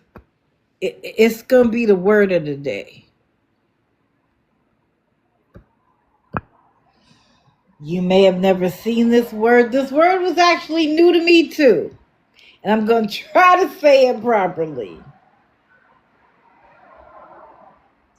It's mendicancy. Mendicancy. And it is formally defined as the practice of begging or the condition of being a beggar. While traditionally referring to extreme poverty or religious vows of poverty, it is sometimes used to describe a voluntary, choice-based, or habitual avoidance of work, essentially choosing to live off the labor of others. Mendicancy. Thank you, Lumpy Pillows. Mendicancy. But you have to get the first C, because it's Kency. Not just sense. It's not Sensi, it's Kency. That's the word of the day. Maybe somebody could tell the person who refers to themselves as Colton. So, biblical thoughts on mendicancy. Religious teachings generally emphasize that God wants people to work diligently rather than choose voluntary mendicancy or begging. The Bible and other teachings define work as a divine, creative mandate encouraging productivity. Laziness leading to poverty is condemned, and working is seen as a way to provide for oneself and an act as an image bearer of God. So let's see. Work is a divine mandate. God created humanity to work even before the fall. Work is considered a gift, not a punishment, allowing people to serve God and others. Look up Colossians 3:23-24. There is a prohibition against laziness. The Bible warns that laziness leads to poverty, encouraging diligence and labor to ensure provision. Proverbs 13:4 and Proverbs 21:5. There's an ethical obligation. Now, I'm just going to call him Ma because he's a scholar and I'm not going to destroy that name. They teach that expecting to be supported by charity while neglecting to work, to study, or pray is considered a desecration of the divine honor and a failure to honor God. And so support for the poor. While discouraging lazy begging, scriptures show compassion for the truly destitute and needy. In summary, the spiritual imperative is to find dignity and purpose in honest labor, trusting in divine providence while being personally diligent.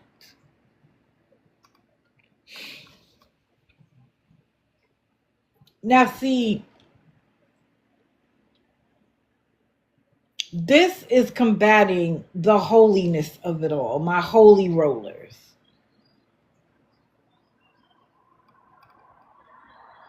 The idea that God wants you to not work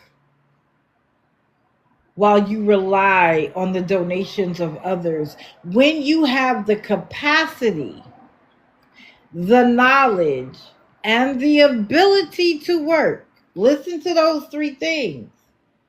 God has a problem when you are just relying on the generosity of others.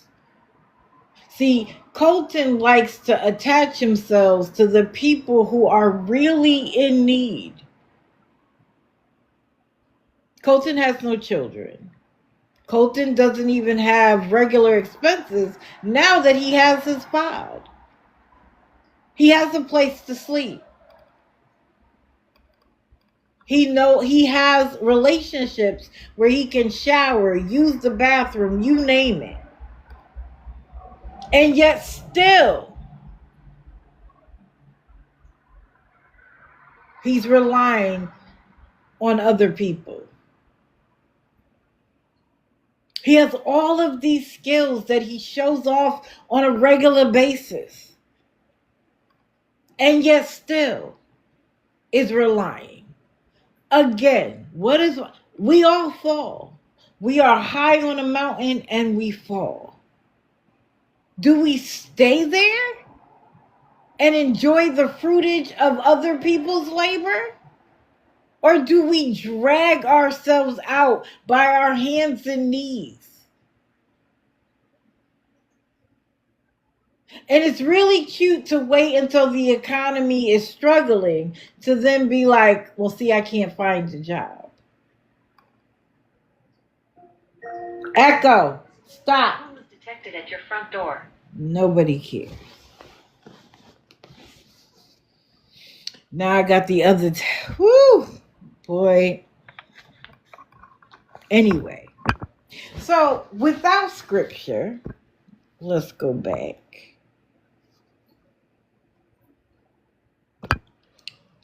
Without scripture,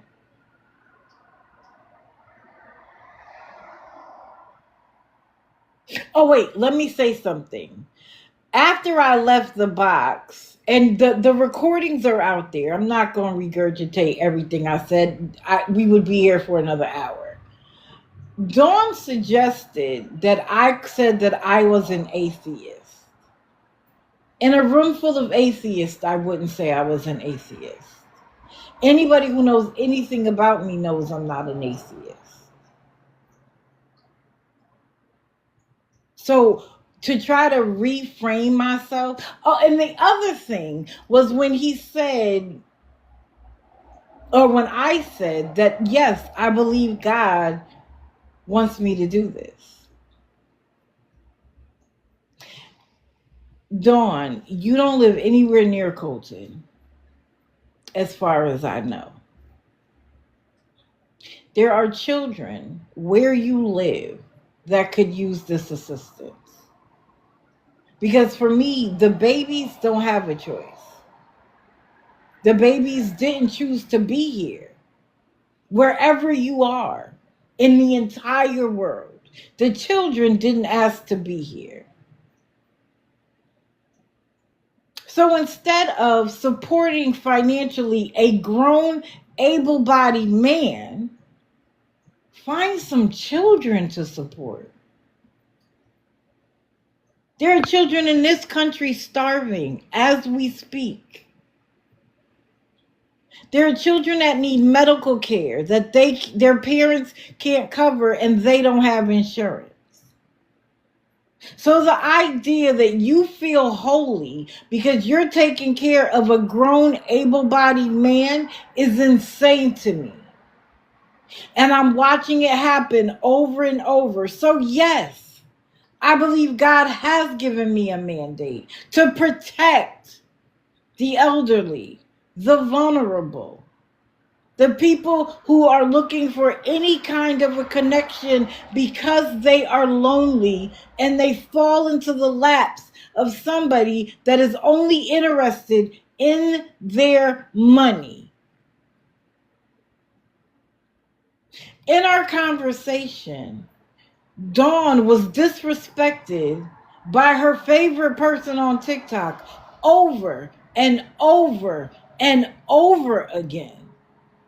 There were places where I was leaving space for her to talk, and he didn't want her to. At one point, he dropped her so she wouldn't interrupt because he thinks he's that good. Mind you, she kept telling him over and over again, drop her. She's manipulating your audience. No, I wasn't. Most of the people there were with me. He didn't want to hear any of it. He kept muting her. But Dawn, I want to ask you this. If you stop giving him money, what happens?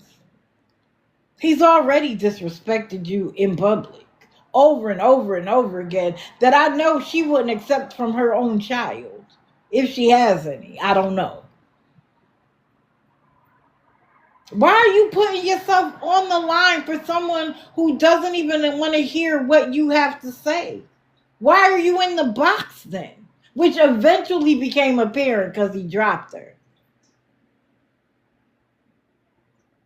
Stop giving him money and see if you're in the box for long. Stop supporting him and his nonsense and see what happens. But in my own... Wait, what? And then she apologized to him after he missed... Yo, you talking about a sadist.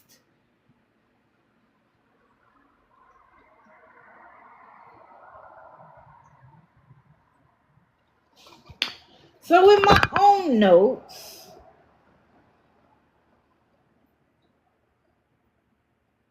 because I was raised a Christian, like I came out my mama and Christian was slapped on my forehead. My parents, let me just tell you something. When my father wanted to give me any advice, it started in the Bible first. I would be like, Dad, could we not pull out the Bible? And we were pulling out the Bible. Read cover to cover on multiple occasions. Still study to this day. So I'm going to tell you something. These notes came from memory. So they might not be perfect. Let's start with Noah. And again, if you don't believe in the Bible, just stick around. This is just for informational purposes only. Let's start with Noah. Noah had a wife, 2 sons, and 2 daughters-in-law.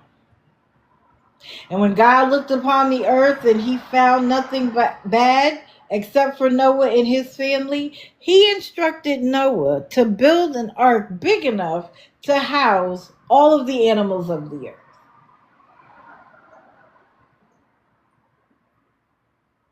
Mighty task. There wasn't construction workers. There wasn't cranes and the like. They had to do it by hand. And of course, God blessed their efforts. But do you know that it took them 50 years to complete it? That's damn near a lifetime now. 50 years. Why would it have taken so long, maybe? Because they were also ordered to preach. So their working on the ark wasn't the only requirement. They were obligated to tell their neighbors about what was coming, to warn them to get in the ark. They were laughed at for building the ark because there had never been rain like that before. What would you need an ark for? So building a pod and saying that's all God wanted you to do doesn't even fit with one of the first stories in the Bible. There was no store to go to buy the equipment. They had to go get it for themselves. And they had to take care of themselves. So who did that? They had to eat, sleep, wash. Everything we still have to do now, and they didn't have the conveniences of the day. Were they blessed? Of course. But God didn't build the ark for them and say, go in 50 years and then do everything else. Let's move to the Israelites. After they were God's chosen people and they were led out of slavery, and again, they were blessed, but they still had to do the walk, right? Well, as a punishment, they had to walk in the wilderness for 40 years. Again, sometimes people's lifetimes today. And when Jesus was referring to not living by bread alone, it was in reference to the Israelites having to eat manna that fell from heaven because they were stuck in the wilderness. And that's what they had to eat. And it was a punishment. But God still blessed them with the ability to eat. But the other blessing is this. While they were there, they wouldn't have access to certain things. So God made sure that their clothes never rotted, nor their shoes, that they would be able to do that trek without having to worry about those things. That was the blessing. But they still had to do the trek. Even those loyal to God had to do the trek. And even after everything Moses did, he was allowed to see the promised land but not go. Now you would think after all of the things Moses did, God would give him a pass. He didn't. And now let's go to Jesus.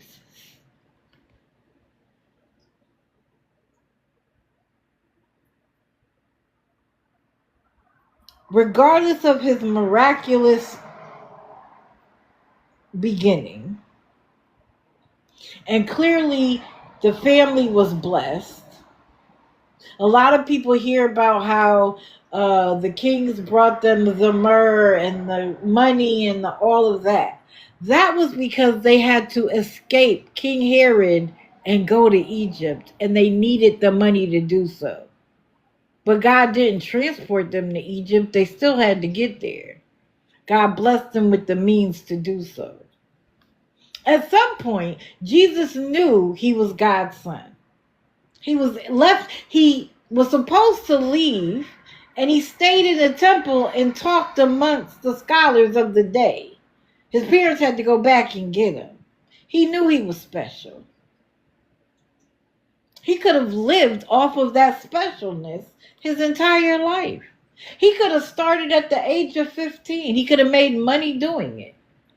He could have traveled the world. He could have been made king of the Israelites. But what did Jesus do? Jesus took up the work of the family, which was carpentry, until he was 30 years old. Did he lay around and say, I'm God's son. I'm not working. I'm not going to provide for my family. Nah, I'm God's son. So I'm going to sit back and wait on my time. And then when it's time, I'll go do my thing. He did not.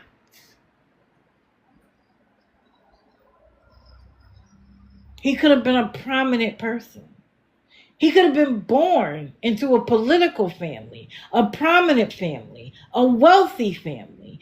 God didn't do that, though, did he? He wanted him to come from humble beginnings. Why? Because he wanted him to be able to talk to people of humble beginnings. He wanted to make sure that you could serve God properly regardless of your position in life. Not because of your position in life and what skills you've developed.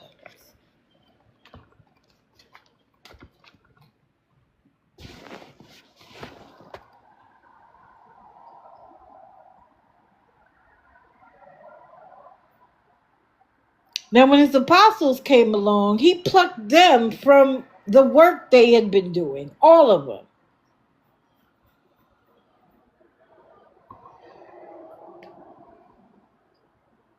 And while they wrote their books, they provided for themselves. They were never homeless. They were never hungry. They were never in need. But they worked during their follow of Jesus.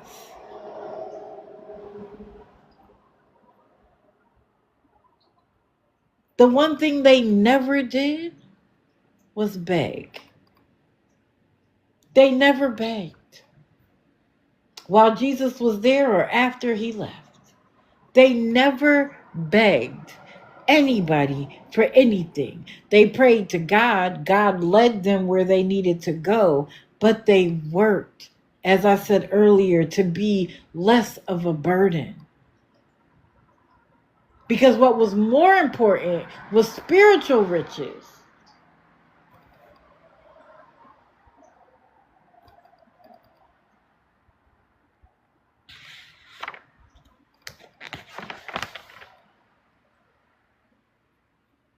So when Colton said that Jesus said you must not live by bread alone, in isolation, that makes the point. But that came after Jesus had fasted for 40 days. Anybody would be hungry, right? And as it goes on the scriptures, that is when the devil decided to tempt him with physical things. But a point that was made many years ago is that he was tempted by immediate needs. He was hungry. So the first thing he was tempted with was food. Turn these rocks into food if you're God's son. He knew he could do it. It was a matter of would he fall apart because of his physical immediate need, or would he stand firm? And of course he stood firm and he said, you must not live by bread alone, but by every utterance of God. So in isolation, it made his point. But this was him fighting against his immediate need to prove. He was later brought to the temple, the top of the temple, and said, if you're God's son, throw yourself off. Well, he could have had an immediate need to prove that he was God's son. He had the immediate need to get off the temple. He did neither, of course. And then finally, he was brought to the mountaintop and showed the kingdoms of the earth. And what always fascinates me about that is that Jesus never said to him, you're not in charge of the kingdoms.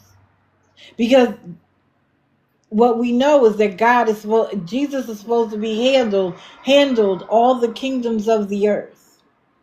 But Satan was saying you could get it immediately. I can give it to you right now if you just bend and do a little obeisance to me.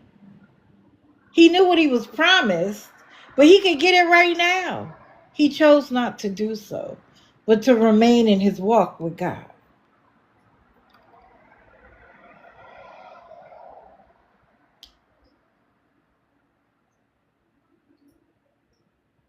Colton, you can use every bit of the Bible you choose to try to make the point that you are more holy than the rest of us. But I'm a believer in the whole Bible. And if you're going to make one little minute point about something, I'm going to need you to bring it all. So I'm going to say it again. Do I believe that this is God's work for me? I absolutely do. Because there are people who I like to refer to as holy rollers that like to use bits and bobs of the Bible to try to take advantage of others, especially those who believe as we do. And I'm going to stand in the midst of that and try to disrupt it a little bit. Because if you read the scriptures, Satan led Jesus by the Spirit.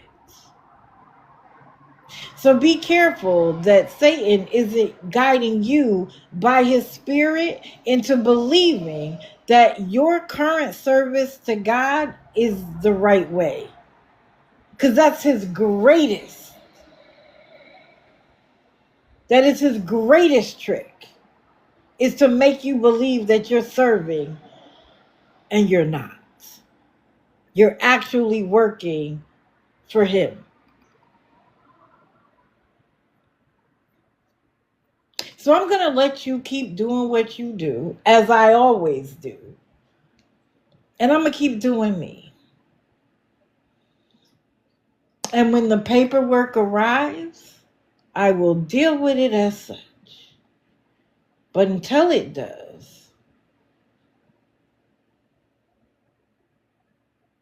as long as you're begging people for money, the grid will exist.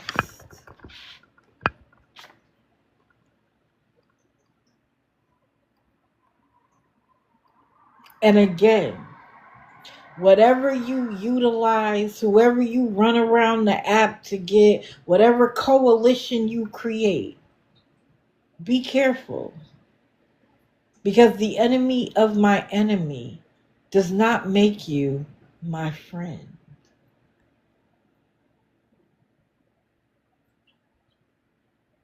Just because you agree on one thing doesn't mean that you're aligned, especially a godly person. And my question is, you've already filed your reports, because this should be about you, right? Why are you seeking a coalition, sir? Be the example. Rely on God to fix it, right? But your need to try to build a coalition is crazy. Your need to dock somebody to prove any point whatsoever is crazy. Because the only thing you're doing is setting yourself up. Might I suggest that you start taking the people who care about you, start taking their advice and be quiet. Move in silence. All of the bluster, the videos, you aren't the first one to threaten all of these things. You aren't the first one to make your entire content us. You're not the first. And I promise you, you won't be the last. You want me to go away? Don't ask for another dime. But in my need to go through things, there's a public article that I'm sure many of you have seen by this company. Oh, well, that didn't work. It's called Lead Stories. Lead Stories is a fact-checking website that is always looking for the latest false, misleading, deceptive, or inaccurate stories, videos, or images going viral on the internet. And if you spotted something, let them know. So let's go through it.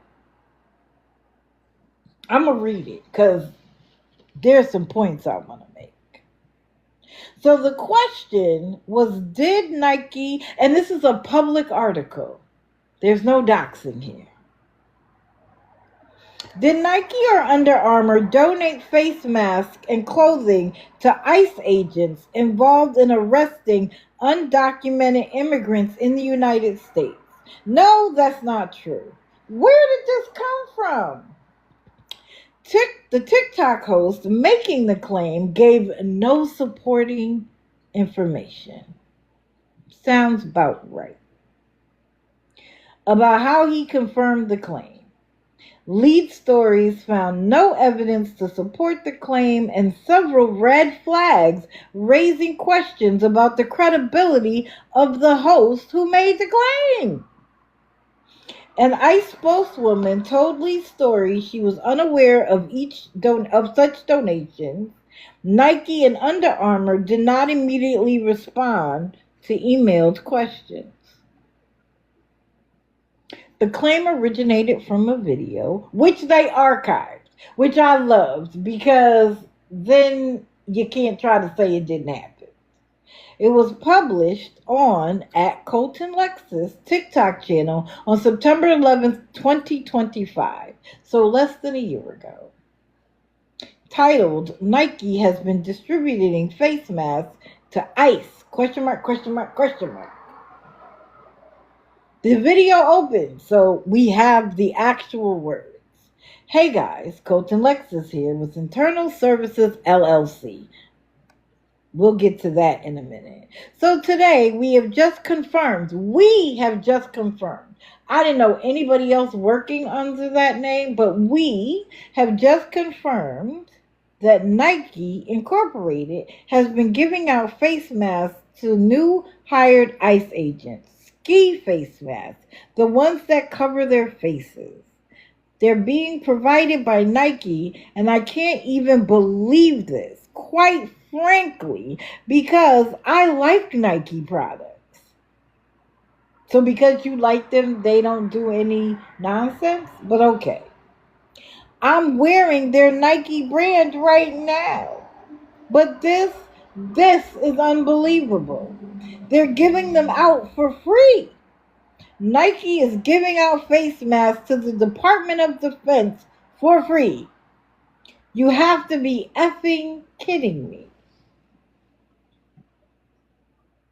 And this is the picture that they provided.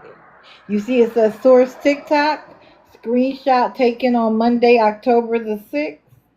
Okay, not my photo. The video continues, and this has been confirmed. This is him still talking. Repeatedly confirmed.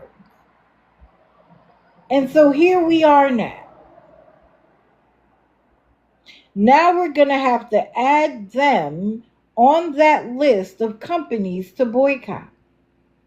Way to go. Nike looks like we're not buying any more Apple Watches. How? Okay. We're not buying any more shoes for you. We're definitely not buying any more attire or gear from Nike. You should be ashamed of yourself. That's seriously effed up. Oh wait, there's more. Nike's not the only company. Under Armour, one of the biggest suppliers of military gear, Under Armour, and Nike. What in the actual blank, you guys? Lead story contacted Nike, Under Armour, and ICE, which is U.S. Immigration and Customs Enforcement, for confirmation or denial of the claim. The ICE spokeswoman said she was not aware of such donation by either sportswear company. She promised to look into the claim and respond if she learned anything about it. Nike and Under Armour did not immediately reply to emailed inquiries. We will update this article if we receive any responses. Now, my question is, imagine if Nike and Under Armour had sued for defamation.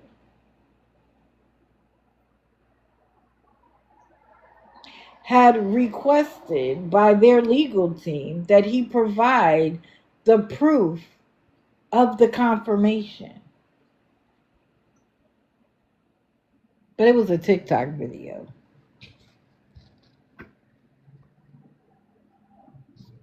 The only known source of the claim is Colton Lexus, who was speaking on the video, and he did not provide any sourcing for the claim. Lead stories search for information about Lexus that might help understand if he should be considered a reliable source.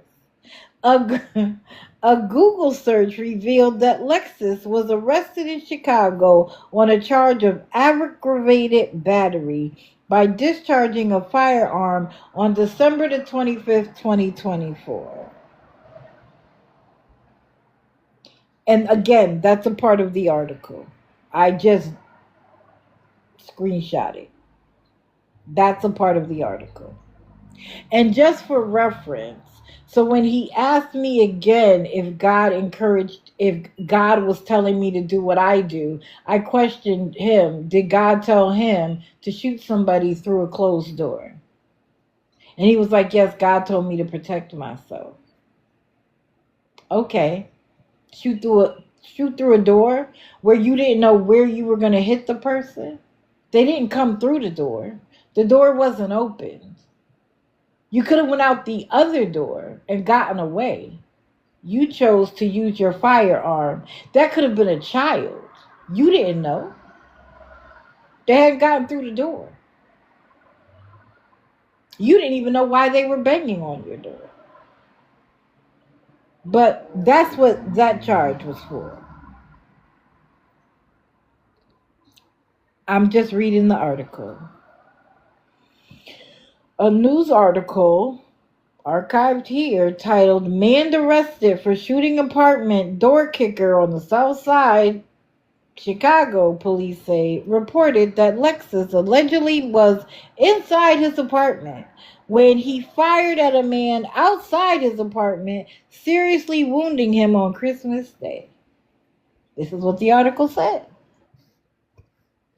Authorities said Lexus is accused of shooting and injuring a man who was outside an apartment unit and kicking the door. Lexus, who was inside the apartment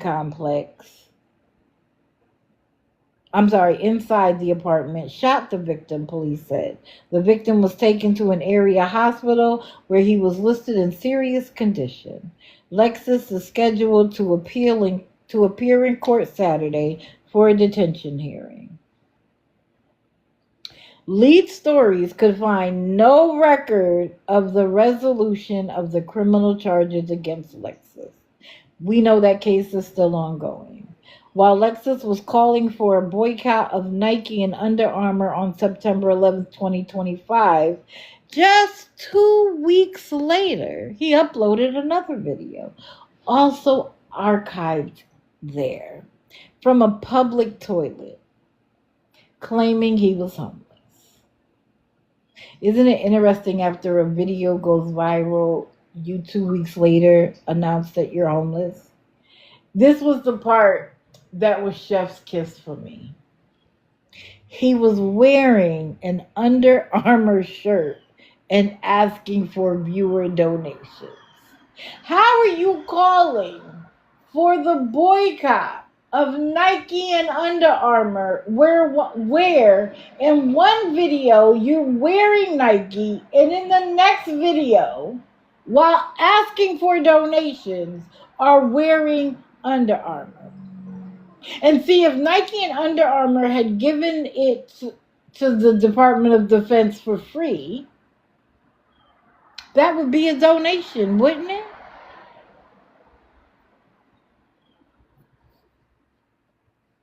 Here's the proof.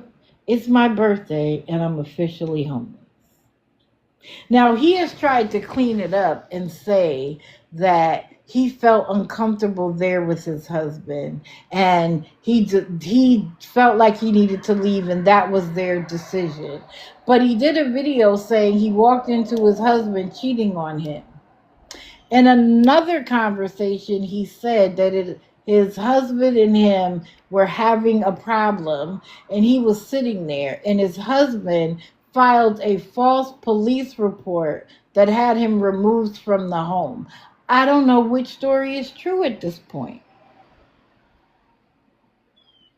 But the fact that you called for the banning of Under Armour and Nike while you wear those products, that's God. That's God. That's God. Because you are playing in people's faces. But we're not finished.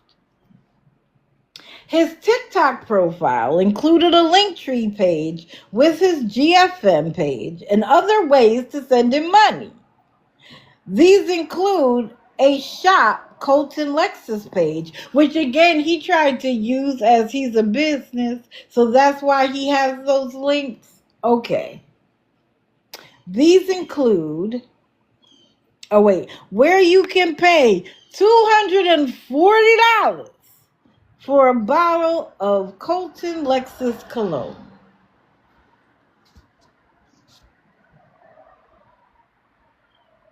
How much cologne did you sell, Colton? Or any of the other products you had? Huh? Because if it was about your business, you wouldn't even need to announce that you're homeless. To try to get sales based on the fact that you're homeless is crazy. I don't know how many LLCs he has because I don't care. Wait, what's this? Oh, this was the end.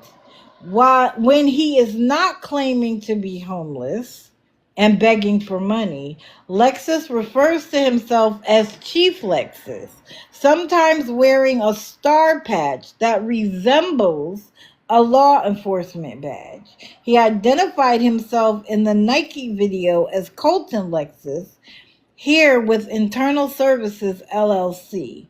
We found that the company was registered with the Illinois Secretary of State on July 19th, 2024, with Colton Lexus listed as its registered agent. We could not find a phone number to call Lexus or an internal security for comment or evidence supporting his claim that Nike and Under Armour were donating face masks and supplies to ICE agents.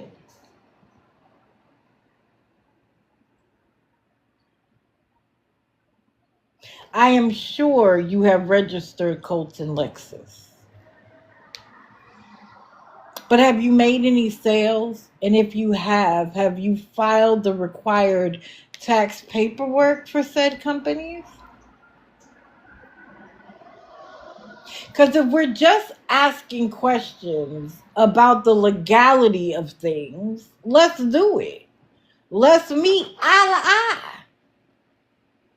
Because while he was doing quotes to me, reading definitions, and I said that I created the spectrum of scamming, he said, was that a legal term? How could it be if I made it up? Huh? And when he questioned whether I was law enforcement, I asked, was he? Because I never claimed to be law enforcement. You've claimed that you've worked with law enforcement. Not me. That was you. For somebody to want to be left alone, the idea that you host all day lives, hoping that we come in and conversate with you because you have a point to prove, which you don't in the end. It's just you and your people coalescing, trying to redirect words and say things like, I said I was an atheist, now I'm a Christian. You have me confused with somebody else that was talking to you. That wasn't me.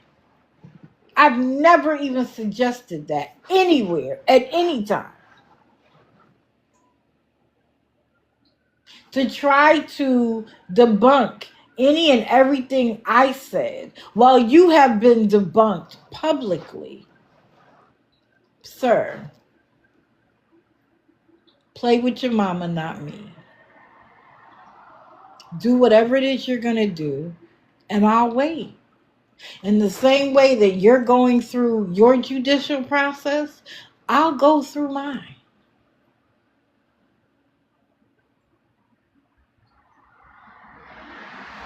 Go play in the grass where you see fit, not in my playground. Because even as you said, I'm smart. I've read some things. And I have.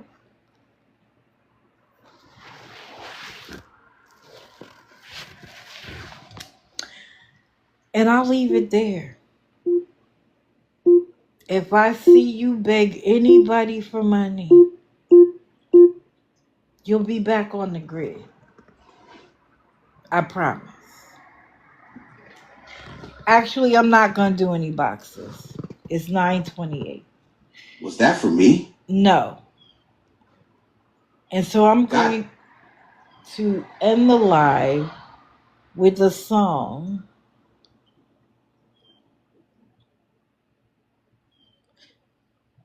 that was meant for all brown girls. Echo, play Brown Skin Girl by Beyonce. Here's Brown Skin Girl by Blue Ivy, St. JHN, and others on Amazon Music. Everybody, please have a beautiful day. Hug your loved ones because tomorrow isn't promised.